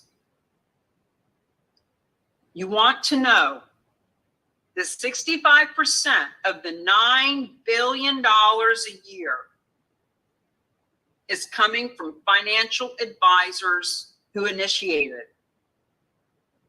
And the reason for that is, friends, they know that a donation of real estate is a good tax incentive. They know that it's a good way to be philanthropic. And they also love their favorite nonprofit, which is the Donor Advised Fund. Now, I was in this industry, in this conversation for a year before I really wrapped my head around this. So I'm going to give you the benefit of the next 5 minutes of really explaining Donor Advised Fund in layman's terms, just the part that you need to know. It is the fastest growing public charity in the nonprofit world, hence why Fidelity Charitables is the largest nonprofit in the world, because they house donor advised funds. Donor Advised Fund is a charitable investment fund regulated as a public charity, funded by the donor, meaning the donor, whether it's one time or periodically, they can, once they create their account, they can continue to put assets in it. When we say administered by a qualified sponsor, that means Fidelity Charitables, Schwab, American Endowment Foundation. We'll give you a list of them here in a minute. Directed by the donor. So when you think about it, Donor Advised Fund is a fund that is advised by the donor. And that might sound oversimplified, but once this money is in the fund, the donor decides what nonprofits get funded. They advise who is going to get the money.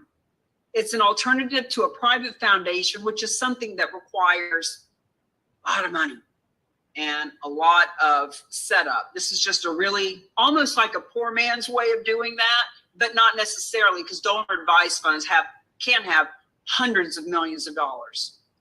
It entitles the donor to a tax deduction.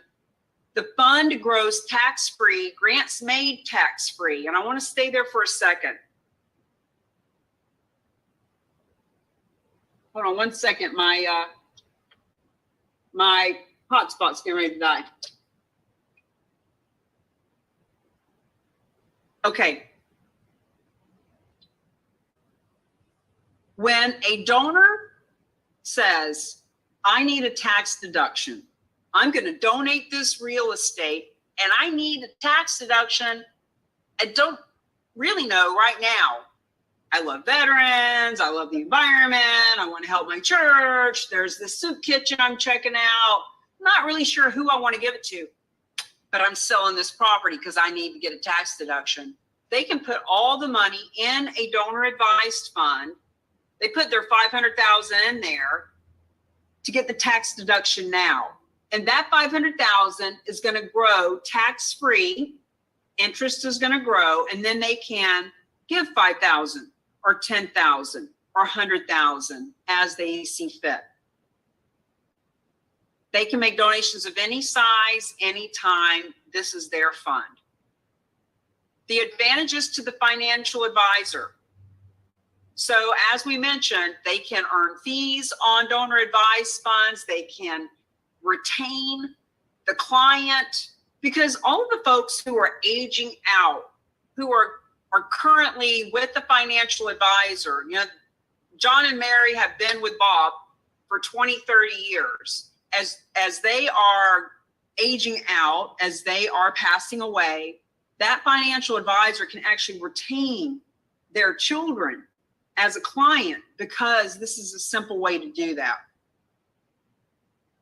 The financial advisor is often able to earn fees. So donor advised fund is a fund that the financial advisor is managing, so they can make money off of that. So contributing real estate to a donor advised fund converts that hard asset, and it gives them the ability to earn fees. So donor advised fund. Who are the popular ones? Fidelity Charitables. Same team does their real estate. Same one right here. Schwab, National Philanthropic Trust. All of these. The American Endowment Foundation is also a client of our team. So they don't accept their own real estate. Now, they will try sometimes. And when you listen to the 10 examples of donations in the /donations landing page, you'll hear Bruce at our favorite specialized nonprofit mentioning Fidelity Charitables in probably 5 or 6 of those examples, because sometimes Fidelity Charitables tried to do a donation of real estate, and when it didn't really go the way it needed to go, they called in Realty Gift Fund. So you'll see that as you watch those videos. Now, why do nonprofits and realtors and all these people, why do you all want to become a charitable real estate champion? Because we are the only organization. There is no one else. There's no one else in the country that is providing systems and support and strategy to help find these donations. Now, you don't need us to just go tell people and ask people, that's for sure. But if you need help with the scripting, with the strategy, with who to talk to, what to say, and how to say it, we can help with that. We're the only organization that has put together this way of handling the real estate donations for you and learning how to leverage real estate for real change. Position, partner, promote to find and handle even more. So imagine in your mind's eye that picture that we showed. I think, as a matter of fact, yeah, I was thinking that the next slide was the picture, but remember the picture of the specialized nonprofit, or excuse me, the other nonprofit with the sign, 100% of these proceeds are going to our nonprofit world. And then there's the for sale sign with the realtor, and I was on my knee holding donate real estate. Imagine this is your listing, or it's your nonprofit's listing, or you are one of the business people that helped to bring that together. And that sign is in a yard, and a van pulls up with a big satellite on top, and it says WMUR, or whatever your TV station is on the outside. And the reporter that the whole town knows is standing next to the real estate agent, the nonprofit, and with that big microphone, they're interviewing them. Tell me, we hear that $400,000 is going to our local food pantry from the sale of this property. How did that happen? And they're interviewing you about that. Now, all those people in that neighborhood are driving by, and they're seeing that, and they're watching it on their news. They're watching you and your nonprofit and your real estate agent being interviewed. Friends, that's the kind of stuff that we like to teach, that we like to be a part of, that we want to inspire you to do, so that people that aren't even donating real estate are hiring you, are working with you, because you're showing up with social impact. Now, this is our database. As more and more real agents of change are coming in as specialists, you show up on the map. And as people hover over the map, they'll see your contact information and whether or not you're a realtor or a financial advisor or a nonprofit. Now, this whole system was put together initially for realtors. But then over the last 24 months, we've learned that nonprofits need to be on the map and financial advisors need to be on the map. So little by little, all these different types of for-profit and nonprofit are coming up on the map. Now, these are just some of the champion resources. When you're a part of our charitable real estate champions, these are some of the signs that you can get printed and created. We actually have a relationship with Oakley Signs, one of the largest sign companies in the country. We're gonna have a page on their website where you can go to specifically order these signs. We are creating postcards and social media and email campaigns. Okay, pay attention. This is a beautiful example of what a donation of real estate looks like. May 2022, right? This red hot minute. See, this isn't an abandoned gas station out Route 66. It isn't a big parcel of land in the middle of nowhere that people can't get rid of. This is a generous human being who wants to help the nonprofit world and is also getting a beautiful tax deduction at the same time. So when we say that the average donation is $550,000, that is just the equity. These folks aren't donating the full 7.5 million, but the real estate agent's getting that for a commission. So let's see if there's any questions that I can handle for you folks right now, and then we'll take another little break. Question, comments? Elizabeth, what are you getting from this? I think you've been here before. I have popped in on a couple of Q&As. This is officially my first masterclass, which I'm grateful that the stars aligned and I could be here today. One of my questions is I'm going through the workbook and I'm completing, just based on your presentation, I am experiencing some gaps. Will there be an opportunity to synchronize some of this and just make sure I have like a completed document here? Sure. Is there a question or two that you'd like for me to help you with? What we've done, Elizabeth, is that workbook was on point for over a year. And now we've added some material and we're working on the workbook. So what is the gap that I can fill for you? No, I mean, overall, it's good. I mean, contextually, I can figure out, the gaps and things like that. It's a great resource. So I'd like to be able to go back to it and reference it where possible. But right now, nothing stands out that is brain bending here. So thank you for printing that out and for being so engaged. You will get the next version of the workbook that is completely filled out.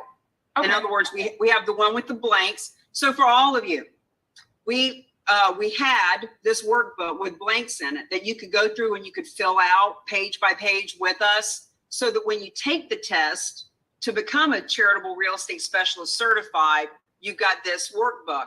And then after you get the one with the blanks, then we send you the one filled in case you missed something. We've updated the class so much that it's a little outdated at this point, but I'm glad that you have it and that you're finding benefit from it. Okay, thank you. You're welcome. Anybody else got a question? I do, real quick. Mark here. Yep. So you mentioned in this segment that the nonprofit, the specialized nonprofit hires the agent. Well, let's say in Oregon, I bring in nonprofit. Would I be the host would I be the realtor by default, or can the specialized nonprofit hire other realtors in Oregon to handle some of the business? You are the realtor by default, assuming that you are professional and easy to work with. If you're completely incompetent, that's another conversation. But yes, okay. the way that our system plays out is this: if you, real estate agent, bring Boys and Girls Club Oregon to the table, then the deal is you get all those listings and or a referral fee for any. So for example, that Boys and Girls Club could have a property in Florida that's being donated. In that case, obviously you're not going to list it, but you can get a referral fee for that. So whether you're a realtor bringing in a nonprofit, whether you're a nonprofit that has a realtor that you want to work with, the moral of the story is that the specialized nonprofit can hire anyone that they want to, but because we are their marketing arm, they come to us first for who's going to list it. And because we have it all in a pipeline in the back office, in the back system, we'll know that you brought that nonprofit. So when that nonprofit goes in and fills out, Alan, can you put in therock.com/property evaluation? When that nonprofit has a donor fill out that form, it says who referred you. So we'll know it's the Boys and Girls Club from Oregon. And then that, in essence, brings us back to you. Okay, last follow-up question to that is I'm licensed in Oregon, which I'm not. This is hypothetical. Say I'm licensed in Oregon. I bring in a nonprofit in Texas through a friend, and there's 3 or 4 transactions that close through this system. So I would get a referral fee on each of those? Yes. Okay. Yes. Now, let me explain the caveat of that referral fee. It won't be a real estate referral fee because in Texas, so you bring in we'll get into this more in another video, but you bring that nonprofit in, you get a finder's fee for any deals that they do. But now there's going to be a real estate agent that's eventually going to be part of what they're doing. So we can't give a real estate referral fee to you and to this realtor and all this other place. but you are going to get a referral fee for bringing them to the table to begin with. Okay, that's good. Thank you. Well, we call it more of a marketing fee, just to kind of keep the language straight. So the specialized nonprofit, just to be clear, specialized nonprofit doesn't take a fee. They are a nonprofit. So in essence, they take a donation. So when the donor brings the property to the table and the donor and the nonprofit meet with the specialized nonprofit and everybody decides, yes, it is a bona fide donation, then it's all written out. And we're going to go through this in the next segment, that 80% of the proceeds are going to go to this nonprofit, 10% are going to go to this nonprofit, and the specialized nonprofit is getting this donation for handling the transaction. In other words, they put it right in black and white how much they're going to get paid. Now, we, as the Real Agents of Change, we get paid a marketing fee out of their donation. And I say it that way specifically because commission, you know, gets kind of muddied when it's real estate. So just to be clear, we don't get a commission. We get a marketing fee for helping them find the property. Okay. Bo, you got a question?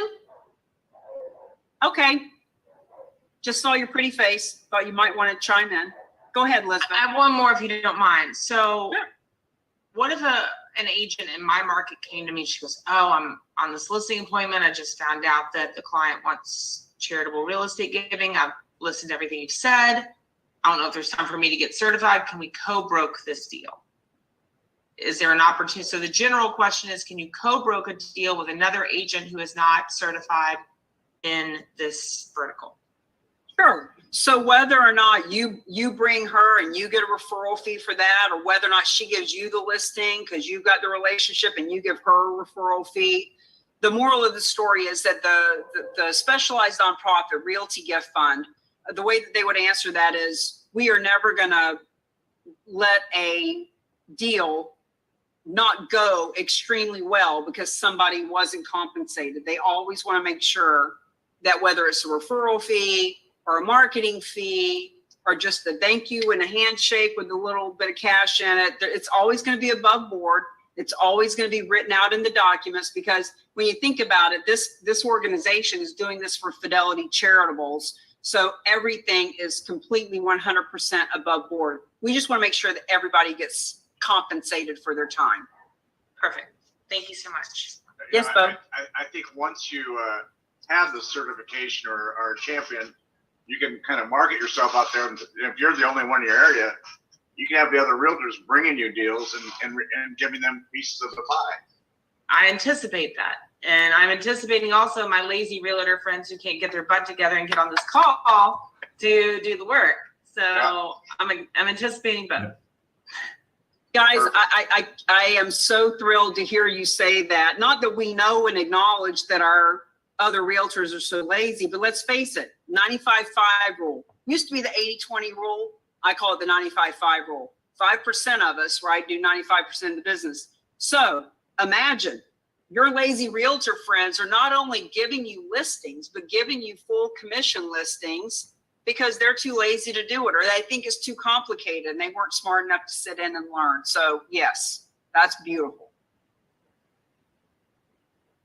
All right, let's take a little bit of a break. It's 12:56. Let's come back right at 1 o'clock. Let's go take a quick bio break and let's get into the last real meat of the matter. See you in a few minutes.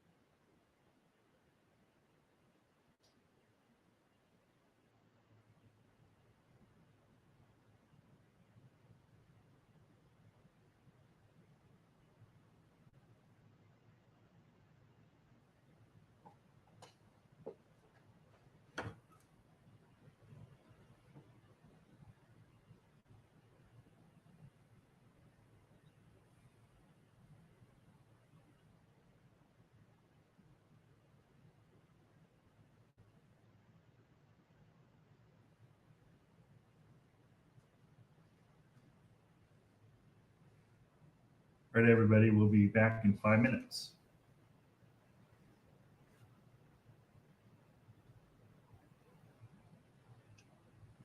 Hey, Grace, I just made you co-host. If you want to share the Rock Declaration video, that would be excellent.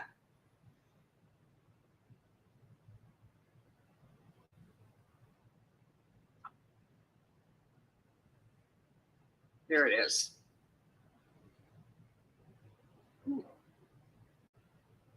Okay, what does...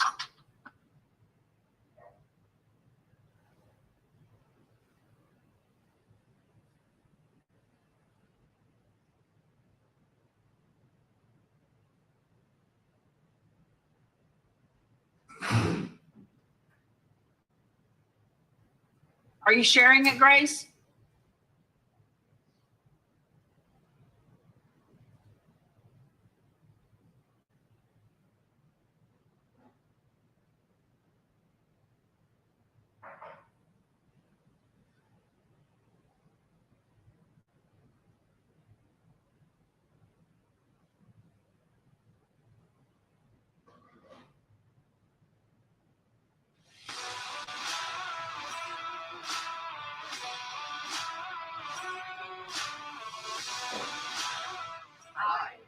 Real agents of change.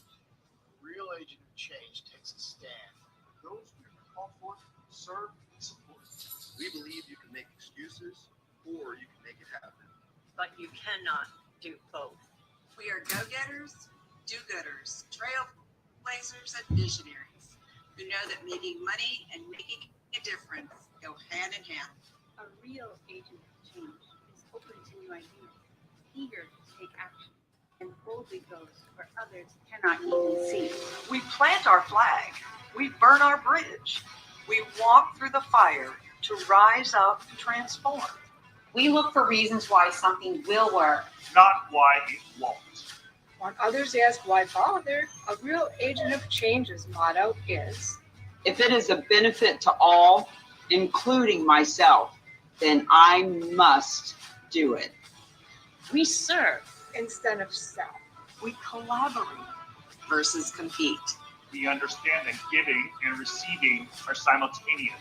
and we know the difference between a transaction and a transformation.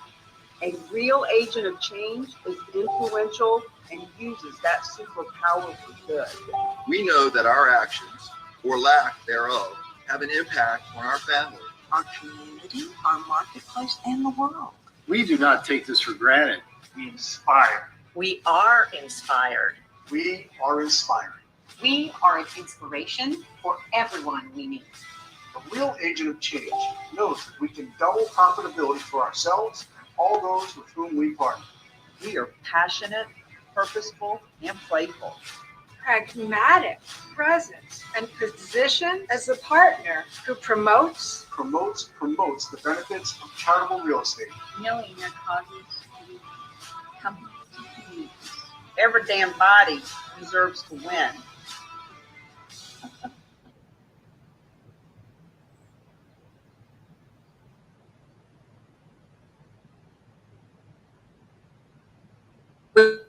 Our declaration, when you become a charitable real estate champion, we will encourage you to print that out, read it, and be a part of it. So it is one.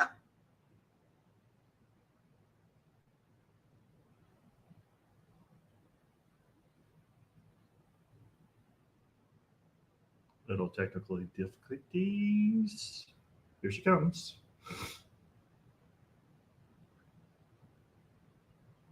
Let's try this again. Okay. So this gets us a little bit more details of what documents are required, the do's and don'ts, what qualifies, etc. So what properties qualify as a donation? The simple answer is no timeshares. It has to have equity because it is the equity that is the donation, and it needs to be marketable. Meaning, if it can't be sold, then it's not going to create equity that will go to the nonprofit world. But to get into more details and to get the creative juices flowing, let's go through some examples of what that looks like. So, for example, residential, any kind of residential, which includes primary houses, secondary homes. We've got story after story of a beach house or a ski chalet or a lakefront home that's a second home. Investment properties that are residential. It could be something that's been being rented out. Commercial, any kind of commercial. So the numbers are the 550,000 on average, which actually is now 600,000 on average is the donation. I've just got to change the numbers in my language in our marketing. But when it comes to commercial, the average donation is 900,000. And that could be multifamilies, office buildings, strip mall, storage facility, so once again, truly any kind of real estate, it is a tax code. When you donate real estate, you get certain tax benefits. Hospitality, there's a hospital down in Miami that's completely vacant, that's been talked about being donated. So any kind of commercial, industrial land, we've already given you the story about the 12 lots that were donated. Those were residential lots. Raw land, farms and ranches, no timeshares. It's just, that's not real property. Now, what else qualifies? Length of ownership needs to be at least a year, because when you think about a tax deduction, capital gains, all of those things happen at a year of ownership. Marketability. Property, an example, if a property right this minute is not marketable because, let's say, the roof needs to be replaced. It's in Florida, right? You can't even sell it until the roof is replaced. So right this minute, maybe it's not marketable, but maybe when it's donated, specialized nonprofit who has deep pockets could put $100,000 roof on it. Or it could be that it's a strip mall that is 70% vacant. And yeah, it could be sold, but the value would be really low. So the specialized nonprofit comes in with their expertise and they put in that anchor tenant so that it is more marketable. Another example that you'll see on the donations link is 3 commercial lots that were listed, that were donated, and then the specialized nonprofit converted them into 7 residential lots, went from a $300,000 value to a $700,000 value. So marketability simply means not only can it be sold, but can the value go up? Underlying tax circumstances, you'll notice that the main question that we ask any property donor is, what is your intention with this? We want to make sure that people are donating for the right reasons, including the tax circumstances. Minimal equity is $250,000. We do have a couple of other specialized nonprofits that we have on the side if we need something with a lower minimal equity. But the specialized nonprofit that we work with, their minimum to do a deal is $20,000 as a fee, or as a donation for them to do the transaction. But when you consider that the average donation is $550,000 to $600,000, that's not really a problem very often that you need to worry about a minimum. Average equity, once again, 540, we need to up that. But this is what qualifies. Maximum is unlimited. I've challenged them on this. I haven't seen anything over $10 million for one piece of land, but or one property, but they say that it doesn't matter. It could be a skyscraper in New York City. If it makes sense, they've got backers that can help. What are the documents required? So we're going to go through these one at a time. Net gift estimate. The net gift estimate guides through the whole process. So the process looks like this. The donor goes to the Donate Now button. They fill out the property evaluation form, which is the basic information, which I'm going to show you in just a minute. When it is a bona fide donation, there's plenty of equity, etc. We introduce them to the specialized nonprofit. When they are seen to, when they receive 2 net sheets, one of them traditional sale. Here's what it would look like, Bob, if you just sold this thing and paid your tax consequences.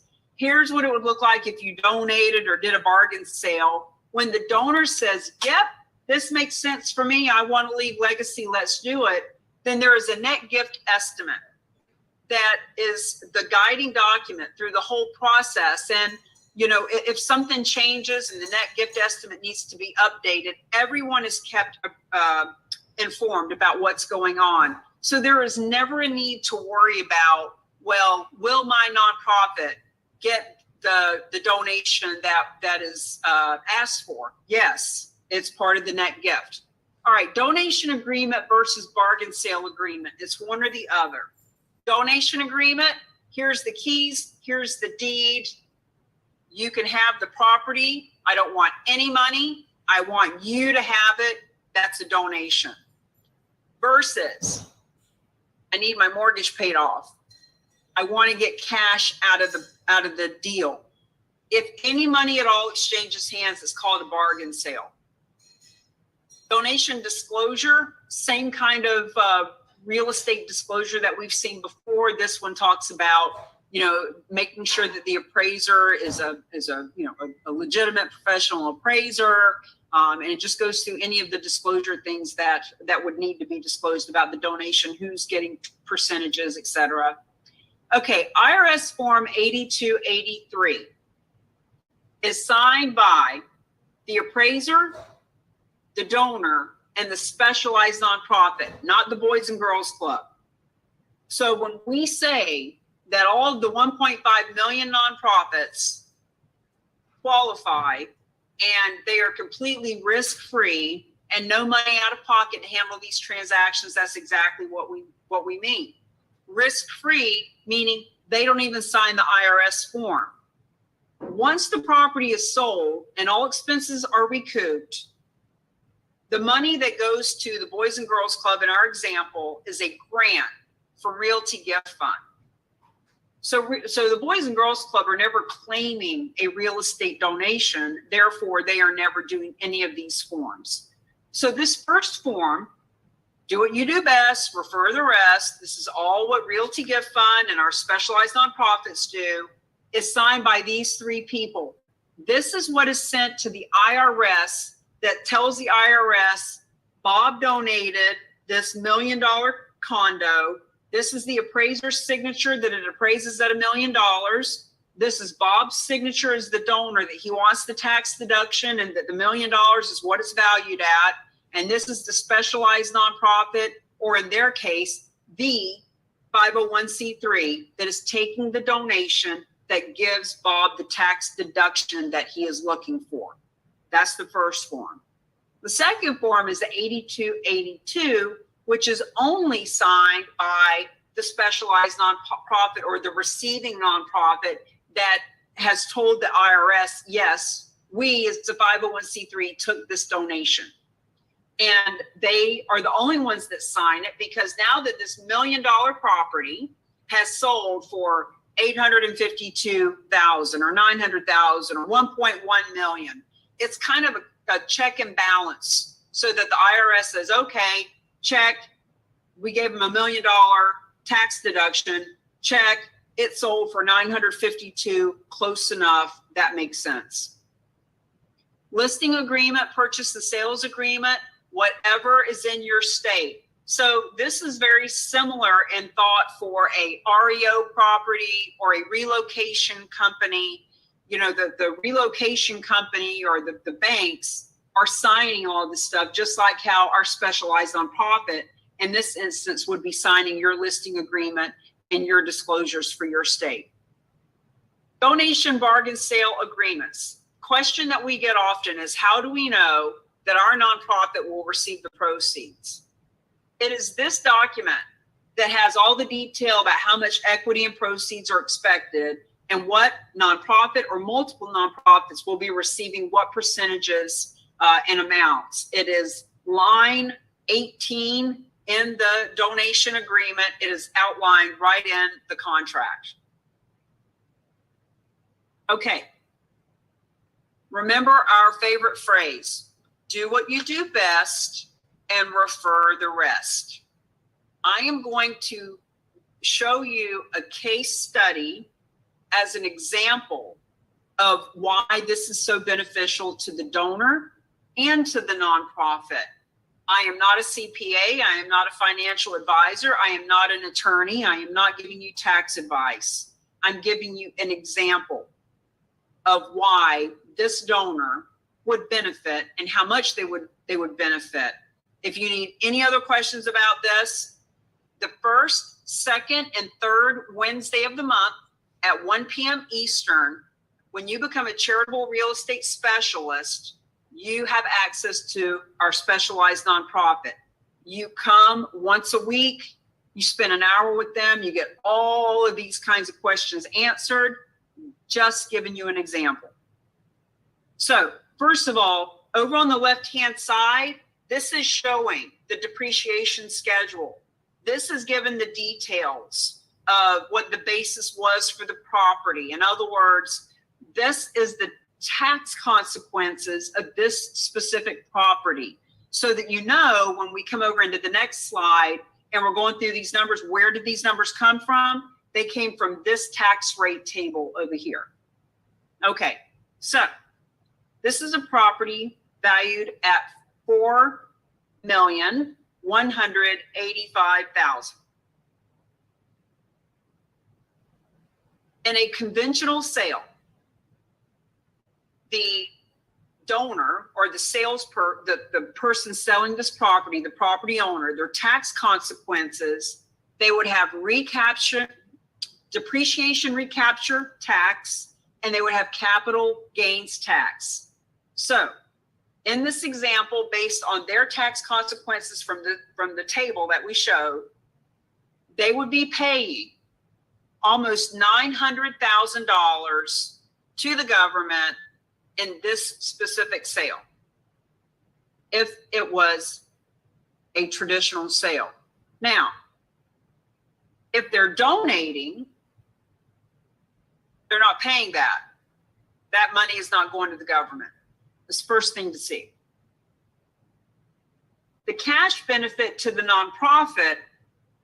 So remember the first way to help a nonprofit from real estate, the first way, which is the worst way, which so many people are familiar with, is this way. And this is why it's not good for the nonprofit, because the cash benefit to the nonprofit after that 900,000 goes to the government is 3.3 million. The cash benefit to the donor, now they're paying taxes on that money. So when you look over on the other side, charitable donation, notice that now, first and foremost, the nonprofit, instead of getting 3.3 million, the nonprofit is getting 4.185 million. So it's a 26.7% increase in how much the nonprofit is getting. Ding, ding, ding.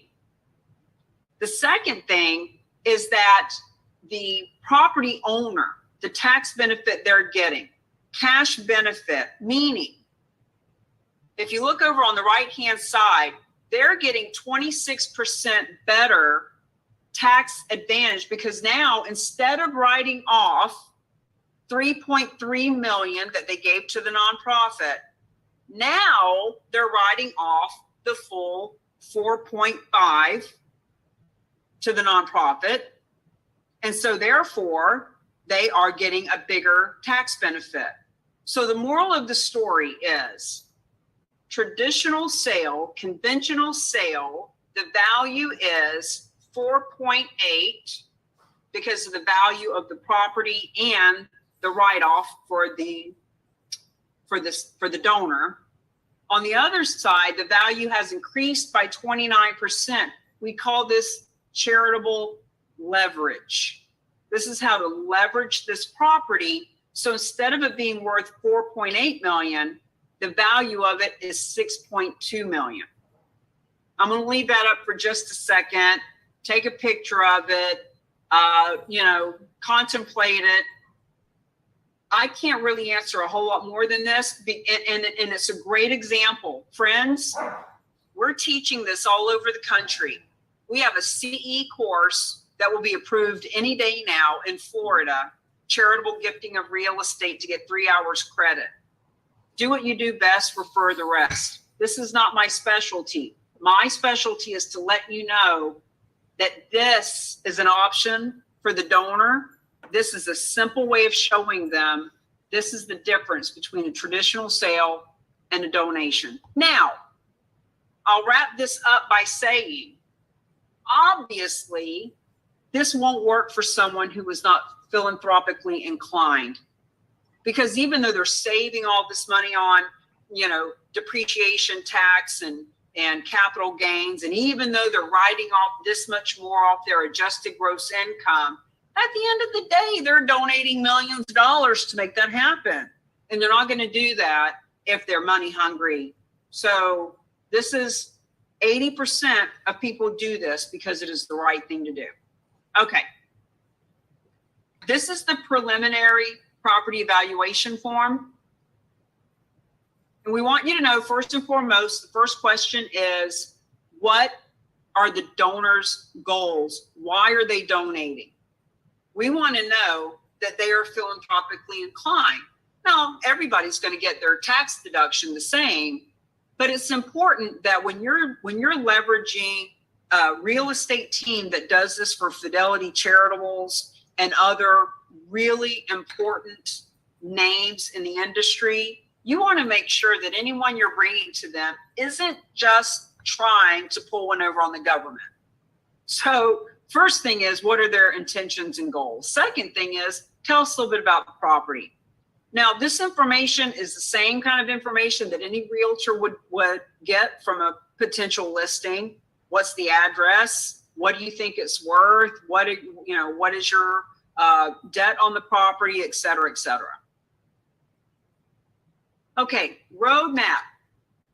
We call this the roadmap. In the very beginning of all that we do, I was asked, can you show me in a really simple form what it is that you do? This is an example of a personalized roadmap that you can have personalized as a champion. We can provide this for you. I'm going to walk you through it and show you how easy it is to see how this works. Step number one, there's a property being donated. Where it came from, who donated it, did it come off the donor list or out of the realtors, social media? That's a different conversation. This is just about, we got a property. 80% of the time we have a property, it's because it's the right thing to do. 20% of the time it's because it's a great tax advantage. Regardless, now that we have a property, step number two is the specialized nonprofit is going to take title. They're going to take on the financial responsibility. They're going to handle the IRS documents and pay off mortgages and give the donor cash or whatever needs to get done. So now that the donor is off the deed, off the title, specialized nonprofit has the property, I think of it as hot potato. Now they got to get rid of it. They didn't take title to just manage and maintain an old property. They took title so that they can do what they do best, which is liquidate the property and give the proceeds to the nonprofit world. So in order to do that, we go to step three. Charitable real estate specialist lists the property. They receive a full commission. They list it just like any other listing they ever would, only now the specialized nonprofit is the seller. And now that the property is liquidated, we slide down to number 4, and there's a check, cut, or direct deposit. The money is granted to the nonprofit that the donor wanted to have it. It could be one nonprofit and one check. It could be 5 or 10. It could be put into a donor advised fund, wherever the donor wants it to go. In this case, God's Love We Deliver is a nonprofit that Michael works with in New York City. They receive the proceeds.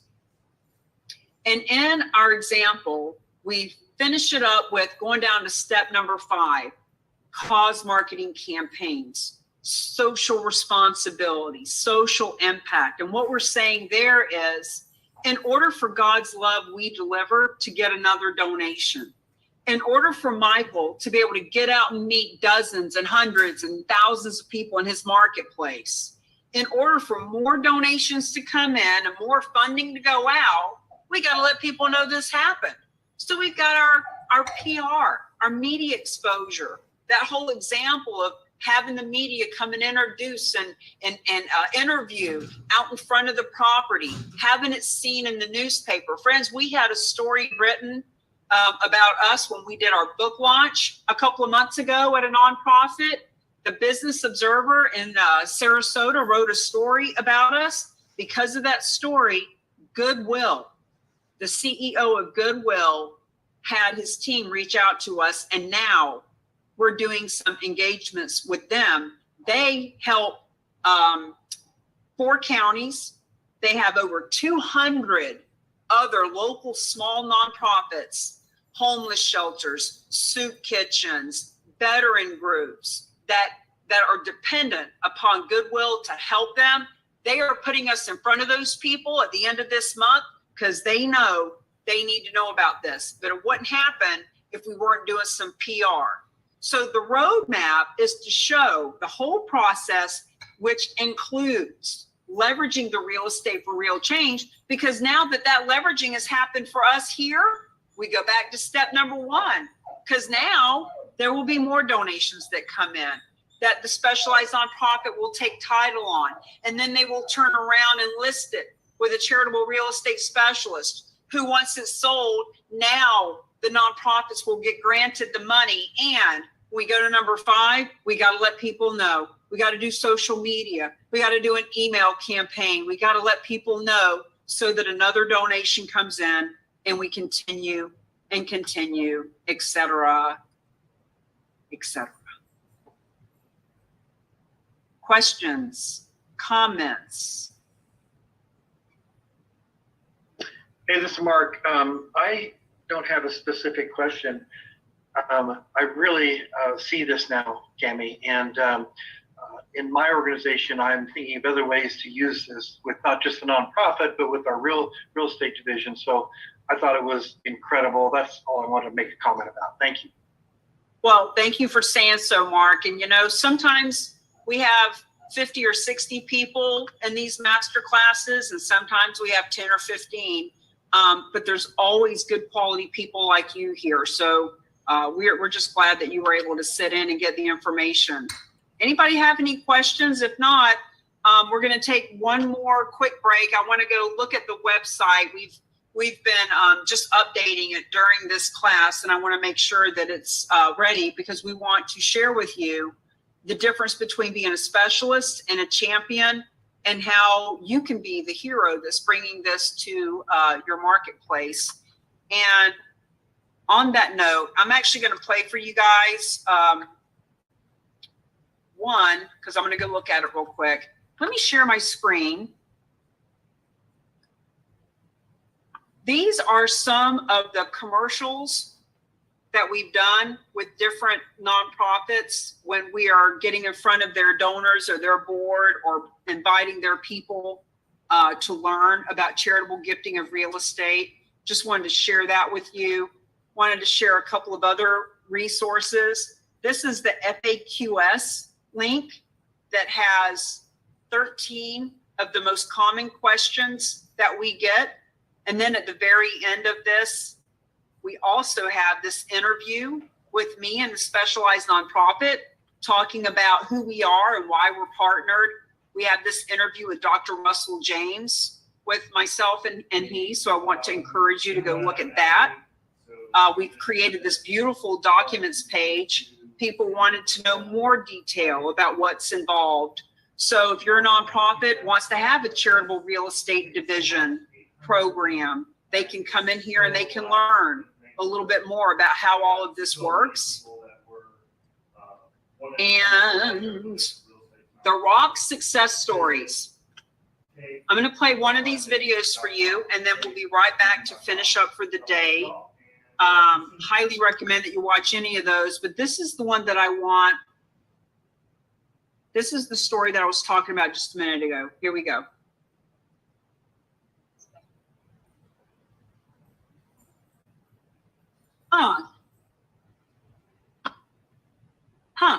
Sorry about that. I cannot fast forward that to get it or rewind it.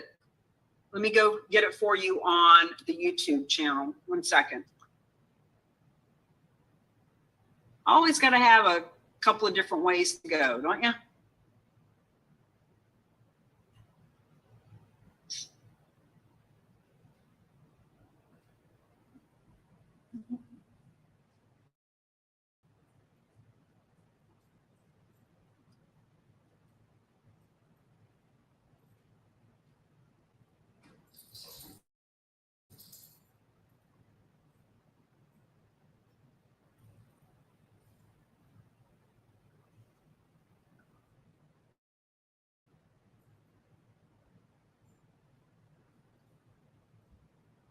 Success stories. There's some really good ones. Highly recommend.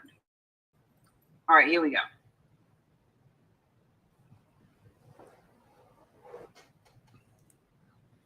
It'll come on. The volume will come on.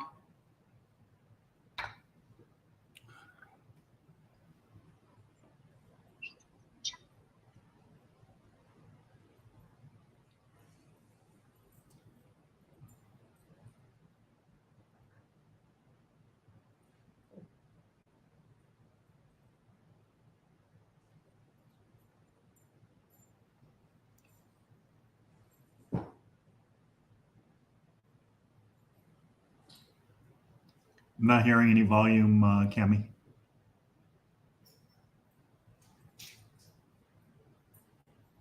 Okay, hold on 1 second. I don't know why. Hold on.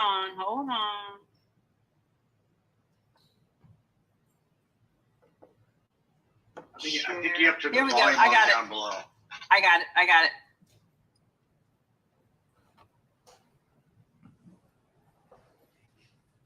Podcast series, we are speaking with Bruce Geis from Realty Gift Fund, talking about another case study where a donor has donated real estate to benefit the nonprofit world. Bruce, tell us our story for today.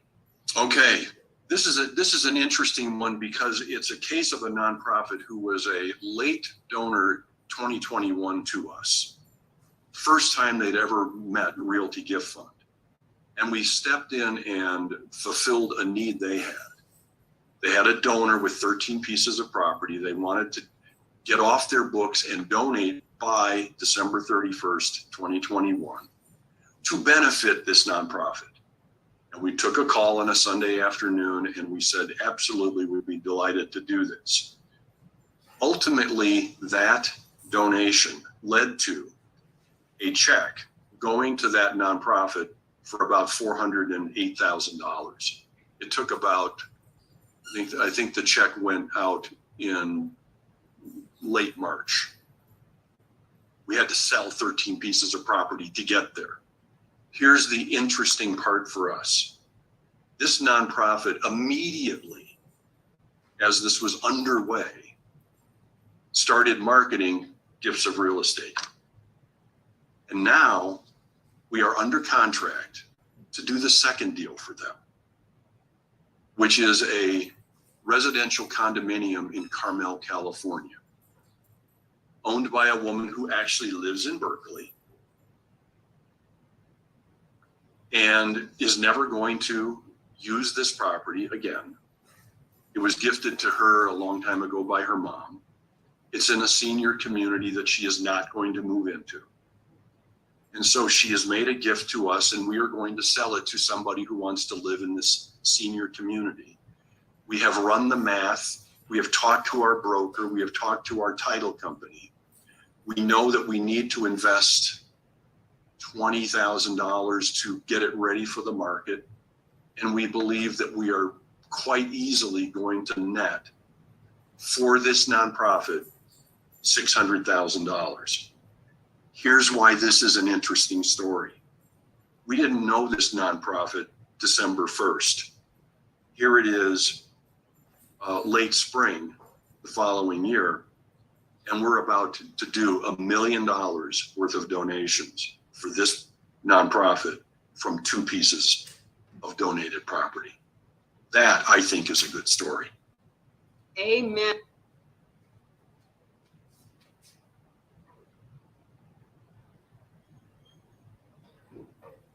That is a good story.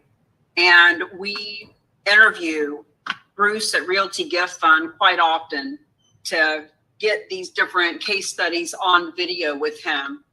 So for right now, I want to go back and share with you guys the difference between being a specialist and a champion. Because we know that if you're here, the fact is that's a great story. You want to do something with this. You're wanting to help your community, whether you're the nonprofit or the real estate agent. So Dr. James, God bless Dr. James. He is visionary and he understands what we're doing. And he says, you know, the numbers are clear. Transformational philanthropy comes from major assets like real estate, but it's not the numbers are not the problem. The problem is action or inaction. People can understand the idea and nod their heads at the numbers, but then nothing. They don't act. The disease is fear and inertia. And the cure, of course, right here, he's talking about the book, but the cure is the fact that we have a way for us to talk to people about these gifts. So when it comes to being a specialist or a champion, look, you guys are already here. You've already taken the class. It's quite simple to become a specialist. You can took the master class. You can pay the licensing fee. It's $400 for the year. Just like any other certification, there's a fee to get certified and to pass the certification exam. You become the CCRES. You become that specialist. So you're featured on our national database that we have shown you. You have access to that specialized nonprofit 3 times a month. You can go in, you can talk to Bruce about any deals you got going on. We want to encourage you to become a specialist at the very least so that you have access to them and you come to the masterclass as often as you want for free. And you are able to be on that map and see financial advisors and nonprofits and realtors are all coming to the map to find each other, to have those positioning partners to come play with. And Alan, if you can put in the chat, therock.com/store is where you can go and see about the specialist. But here's what I want to tell you about the champions. And this is not on the website because we're just putting this list together today. There is a whole arsenal of trainings and videos and material to help you understand who to talk to, what to say, and how to say it. In the Champion Upgrade, 5 Keys to Leverage Real Estate for Real Change, we're going to be going through the book together. We're going to be doing a whole book review and study with the author, yours truly. There are diamonds in your own backyard, talking about why you want to talk to warm market versus cold market, research, reach out, relationship build. Every time I go to an event, I research, reach out, relationship build before I go. Guys, you never have to be alone or unknown again, whether it's in a room or on a Zoom. We're going to teach you how to set intention, pay attention, create retention, meaning who are you talking to and what are you going to say to them and how are you going to say it?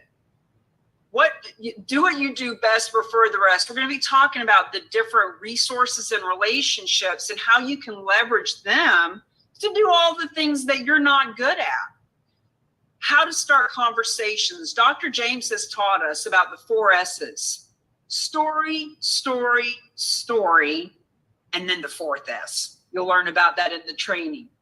We teach you about heart, head, hands, how to come from your heart in conversations with people, not with numbers and statistics, but how this is actually saving lives and helping people all over the country and has been for 100 years. we've got this analogy of a wheel with a hub and spokes, where I'll help you understand all the different conversations, whether it's nonprofits, realtors, financial advisors, donors, CPAs, tax accountants. There's lots of different conversations around this, and we're happy to help you decide which way you want to go with it. No tech talk. Confused people do nothing. Let's not go tell people all the intricacies of how this works. Let's talk to them from our heart. The seed analogy, all of these trainings are things that we do. This top 10, purposeful, professional, profitable partners in promoting together. There's the top 10 list of the real estate groupies. There's the top 10 list of the nonprofits, whether it's animal or universities or churches or veterans or elderly. There's top 10 of the businesses in any of those categories where you can put together a whole cause marketing campaign of your own to help make money, making a difference with all of these businesses together if you so choose. We've got a training on where to find these property donors. Where are they? Where do you find them? Who are the whales you want to know? Like, do you want to get out and start meeting the big nonprofits that are nationwide, or the big real estate companies that are in the region? Like, who do you want to talk to about this? How to do a presentation of your own on Wednesday. If you go to, Alan, if you can put this in the chat, therock.com/101. We have 4 separate 101s. One for realtors, one for nonprofits, one for donors, one for social responsibility. We'll teach you how to do all these presentations yourself. We'll teach you what are the top questions that get asked and how to answer them. Friends, how to make an easy, warm introduction versus an awkward, cold referral. Every day, we're working with people on how to make the right kind of introduction. So the point is, we can teach you how to recruit with this. These resources include the signs and lots of social media and emails, etc. And also the 7 Ps from purpose to payoff. Now, this is a lot of information. There's a lot of videos that you can watch on your own. There's a lot of trainings that you can come to every week. We have strategies, but this 7 Ps from purpose to payoff really helps you understand the gist of why you're doing what you're doing. Who are you wanting to help? What is your purpose? What are the purpose of the people that you're talking to, so that you can get really clear on what kind of influence and impact and income and inspiration you can create with this. This is a $5.97 value that we throw in. Sometimes we break it down into lots of small webinars and workshops to do with you, to really flesh this out, to help you take action. And the best part is, this is $97 a month for all of that. For live training with Alan and I every week, for the library of all of that stuff, there is no contract. You can cancel at any time for the $97 a month access in the group trainings. Now, some people prefer to just pay the $9.97 for the year and get 2 months for free. And there's bonuses that are included. So $97 a month, fabulous. You got to be a specialist first. Everybody has to be that certified specialist in order to come into the champion. But if you want to do the annual one, you'll get these bonuses. These are bonuses of the personalized rock page. So actually, Alan, can you put in the chat what your specialized page is, your personalized page, so that you have a page that you can send people to that has your interview with me. And it includes updating your bio. Let our professional team create the bio for you that will help you look and present professionally. There's 2 versions of the roadmap that will be on your page. And also, post to promote your rock interview. We want to make sure that when you get your interview with me, that we are promoting it in the most professional way possible. You can choose one of the Zoom backgrounds that we will personally personalize for you and upgrade if you do the bonus, if you do the $9.97 for the year. So you don't only get the 2 months for free, but you get all of this updated, personalized stuff. And I'll autograph a copy of the book and pop it in the mail to you as a bonus for the annual one. We'll also schedule you and me. Let's do a one-on-one 30-minute session so that I know exactly how you want to be seen in this. Who do you want to talk to? What are the next steps for you? And also, this is the cause marketing campaign that started all of this. So back in 2018, I created the cause marketing campaign of how to do an event, how to bring all the businesses and all the nonprofits in your community together. Back then, we were just doing fundraisers, but all of the same foundational work is the same. Are you being seen properly? How to communicate with intention? What is the cause that you want to play with? What kind of event do you want to do? Now, keep in mind, this was back when we were doing it the hard way, when we were doing the golf tournaments and the barbecues and the bake sales and the poker runs and all those things. But there's still a lot of great information in here because I know that you guys are still doing those golf tournaments and you're doing the car shows and all those things. So really get some information to know how to leverage them.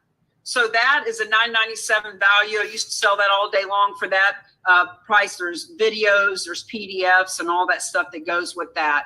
So remember, those bonuses are when you do the $9.97 for the year. So that's the end of it. Section 5 gets into who to talk to, what to say, and how to say it. And we're going to be doing that with the people who get started. So just as a bonus to just throw in, for any of you that become a champion today, whether you do it for the $9.97 a month or whether you do a whole year and get a couple months free and all the bonuses, I'll do a Zoom this week for the group to talk about how can you really leverage this? How can you in your marketplace become the go-to expert? So I just want to open it up. I want to honor your time. It's 1:45. I'll stay here until 2 for any questions. If you need any help accessing the portal, let us know because the team was working on it while we were doing the class today.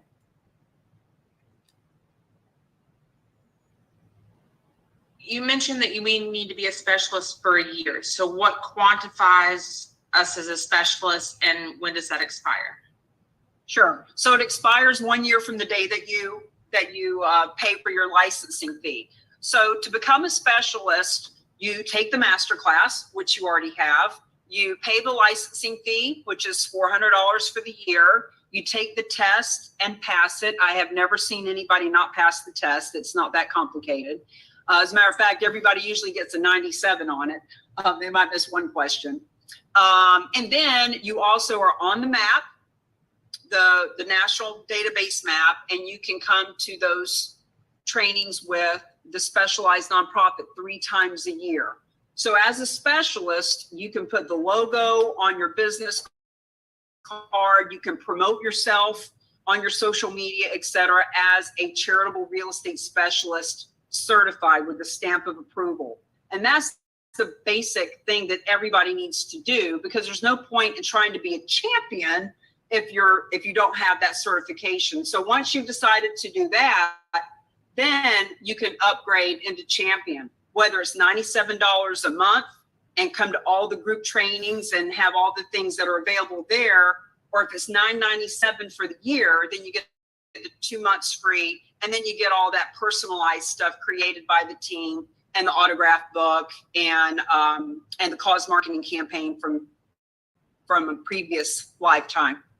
Okay. And is it a full calendar year, or if we hit a certain accomplishment, we're then eligible to go into the champion status? Like, I can imagine people could be a specialist all year long and not do anything potentially, or you could be a specialist and within 60, 90 days, you could have something under your belt potentially.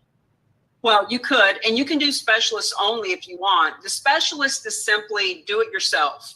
Like, the specialist is you've turned the first key. you learned about what this is, and now you're a specialist because you paid your fee and you took the test. Hey, Cammie. To step into So key number two. I think where Elizabeth has a little confusion there is, Yeah. maybe I'm confused. You can go from a specialist to a champion in the same day. You can do it right now, can't you? Yeah, you can Yes. upgrade the So champion. you don't have to be a specialist for a immediately. year first, Elizabeth. You can go right into it. Okay, got it. Thank you. Okay, so I need to pay the license fee, I need to pass the test, and then I'm eligible for all the things that fall under the champion, whether I choose to do it in a monthly payment or pay it all at once with the bonuses. Yes, and you can do both of them right now. Taking the test, Sam can tell you the test takes about 15 minutes and you'll pass that. So the reason that we say you have to do that first is because you can't be a champion if you're not a specialist, but you can do them both in the same day. Got it. Okay, great. Thank you. Okay. And we just want to make sure people take the master class first, that they're not just jumping into something sight unseen and then having incorrect information or just not really grasping the concept, so that it helps cover us to make sure that people that are becoming specialists at least have taken the master class. So now we're fairly confident they have enough information to be able to be at least conversational about it. No, I got that, and I appreciate it. I don't want to get into the details too much, but I mean, that's where I can go next, which is, the transferring of title. So if I'm working with a seller and they're on board, they got the money, they hit all the dots here. At that point, does the title transfer to the nonprofit, and then they are eligible for the tax incentive in that same calendar year? They don't have to work for the. So how a donation of real estate plays out, it is a two-step process. The first part is the charitable donation, which is what creates the tax deduction. And the second part is the charitable funding, which is when the property sells and money goes to the nonprofit world. So for example, donor has property. They want a tax deduction in this calendar year right now. They donate the real estate. The title transfer happens to the specialized nonprofit. That's why they're a nonprofit, so that the donor can get the tax incentive of donating to a nonprofit. When they donate, which can happen in a week in some cases if it's a simple transaction, but it usually happens in 30 days or less. So now the donor has transferred title to the specialized nonprofit. The mortgage is paid off. They've got cash if they want it. They're off the title and they have their tax benefit. Now that the specialized nonprofit has title, they list it with you at a full commission, so that when it sells, the second step can happen, which is the charitable funding. That's when all the money goes to the nonprofits that the donor wants it to go to. Gotcha.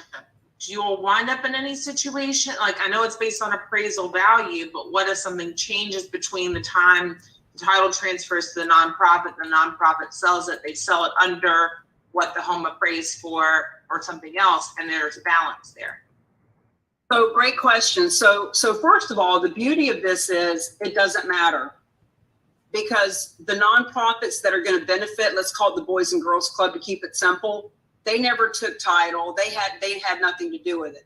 So let's say it's a condo and it's appraised at $1 million, and the specialized nonprofit, who are some pretty smart cookies, can look at everything and say, okay, we see that this condo is going to sell for about $1 million. It looks like that's about right. So they do all that they got to do. Now that they have possession of it, what if the condo sells for $800,000? Well, the only difference is now the nonprofit world is not going to get as much of a donation as the net sheet first intended. But something happens, there's a flood, right? And the property gets damaged. And a buyer comes along and says, well, it's damaged, but if you'll knock $200,000 off of it, we'll take care of that with our own money. Okay, we're selling it to you for $800,000. The only difference is now the Boys and Girls Club isn't going to get as much money as they thought that they were, but ultimately it didn't hurt anyone. The Boys and Girls Club weren't coming out of pocket. They didn't take title. They're not handling it. You as the real estate agent, well, you got $1 million listing that now sells for 800,000 instead of $1 million. I mean, that kind of stuff happens, but it just means that there's less of a donation, and that's not something that anybody can predict or. Right. Of course. I mean, the nonprofits play with house money, so it was never theirs until it was theirs. But from a donor perspective, if they had an expectation of writing off $1 million of their taxes and it became The donor, 800, the donor writes off the $1 million appraisal.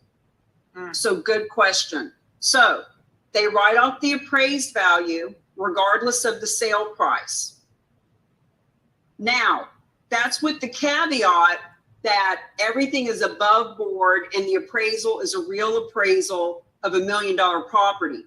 If the donor says, hey, my brother's an appraiser, I can get $1 million appraisal, then we'll go sell it for 600,000. That's not going to fly, right? So as long as the property sells within 10, 15% of the appraisal, because that's normal, then it flies. And if the property sells for more than the appraisal, the donor can actually get it reappraised. They can say, well, it appraised at $1 million, but now that it's under contract for 1.2, we're going to get it reappraised, and that's going to be the write-off. got it. Okay. And this is a Very really helpful. good opportunity to interject the value of having the specialized nonprofit available to us on the first, second, and third Wednesday at noon Eastern time for an hour. We have an hour with our partner nonprofit, first, second, and third Wednesday of every month. That's tomorrow, and then the following Wednesday, and the following Wednesday after that at noon for 1 hour, where you can jump on. These types of questions are perfect for them. They can give you case studies of, it's probably rare. I'm sure it's very rare that things like that occur. They're actually amazingly dialed in when they do their net sheets, when they do their net gift estimate in the beginning. They turn out to be super accurate consistently. So, but these are questions that come up, Elizabeth. It's actually 1 p.m. Eastern with the specialized nonprofit. We do our Q&A at noon on Wednesdays for just general questions. But don't get too hung up in the what ifs and what if this and what if that. The bottom line is they handle all that stuff. Nobody is on the hook for anything other than the specialized nonprofit who's taken title. And they are smart enough, and they're big boys. They take on only what they think is a good bet. Agreed. I mean, these are just things that I think that will come up conversationally, anticipated objections. Oh, it sounds like anybody can do this. I'll just call my closing attorney. I'm sure he knows. I just want to be ahead of, it's just my personal flaw and superpower that I have to, think it all the way through the process. And these questions come up. So I love, do what you do best and refer the rest. So we're going to refer any more detailed questions like that to Realty Gift Fund. And the good news is you have them every week. You can give them, random scenarios all day long, and they'll answer them for you. Yeah. Good. And then where do I go to sign up for the test? So if you go to therock.com/store, which Alan's going to put in, you just go to the specialist, and whether you want to use a credit card or Venmo, you do that. And then if you want to be a champion, you just go to the next step, which is either $97 a month or the $9.97. Bo, did you have a question? No. Okay, you unmuted yourself, so I just didn't want to leave you hanging. No, I was just going to add, Elizabeth and all of us will learn more as we watch this class more often and read the book. I've read the book; it's phenomenal. But as you get more engrossed into this way of doing business, or this genre, or whatever you want to call it, you'll learn more and more and more. Well, give everyone a little bit of background about your experience in real estate. Well, I've sold 650 million with the real estate. Most of it's in the residential side, but I've done a lot in the commercial side also. I have 13 designations. I don't know if anybody has more. I can't wait to get this designation for certification.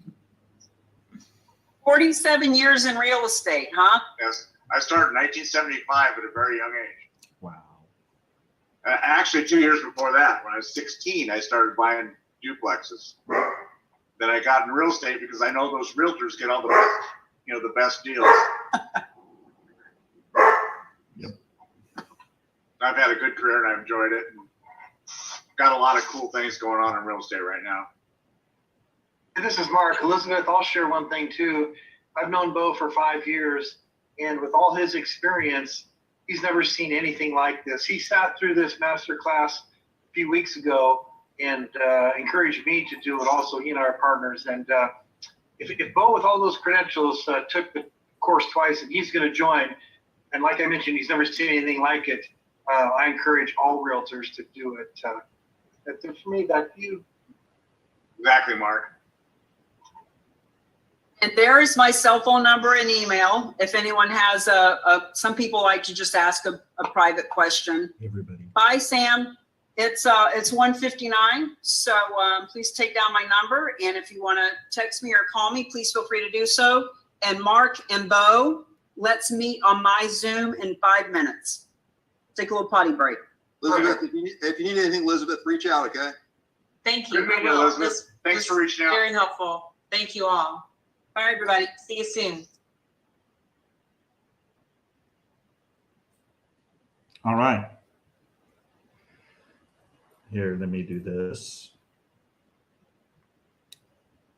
Thank you so much, everybody, for coming and joining Charitable Gifts Real Estate to Nonprofits. I recorded this. Actually, let me do this. Let me start my camera.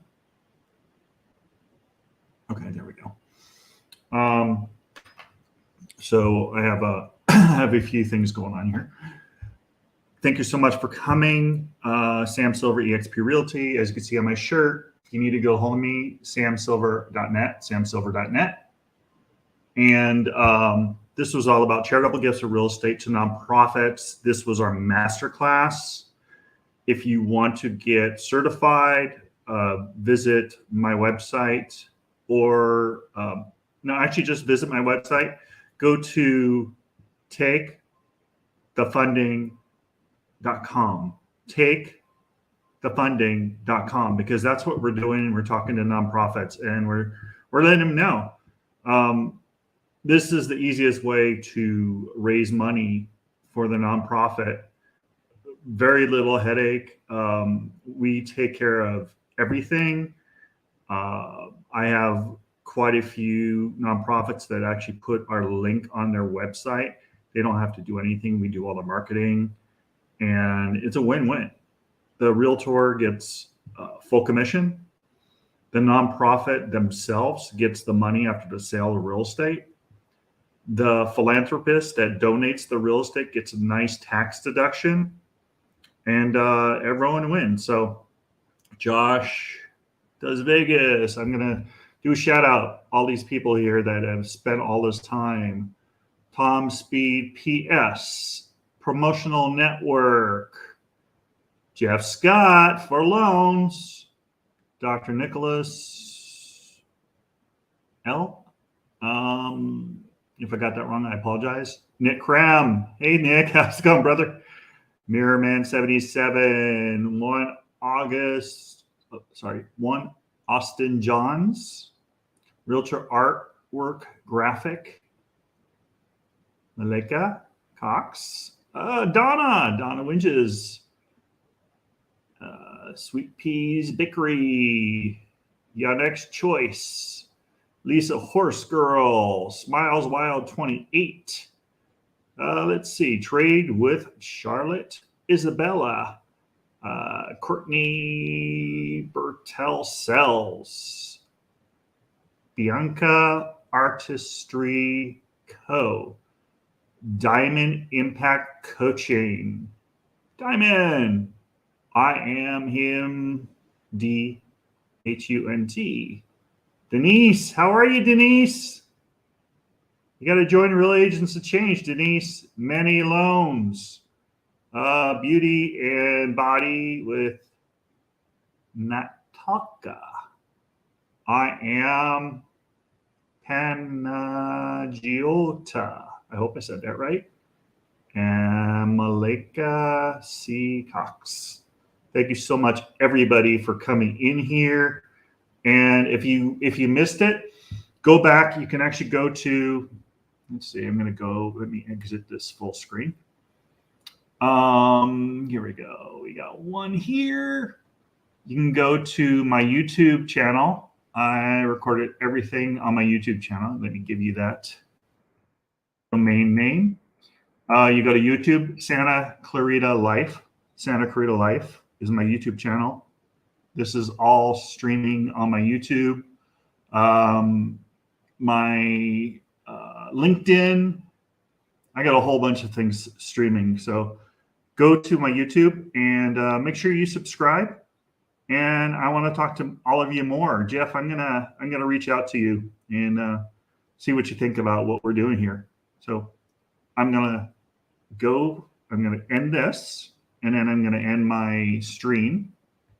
And feel free to reach out to me, 661-621-5340. If you have any questions, talk at you soon. Take care. Bye for now.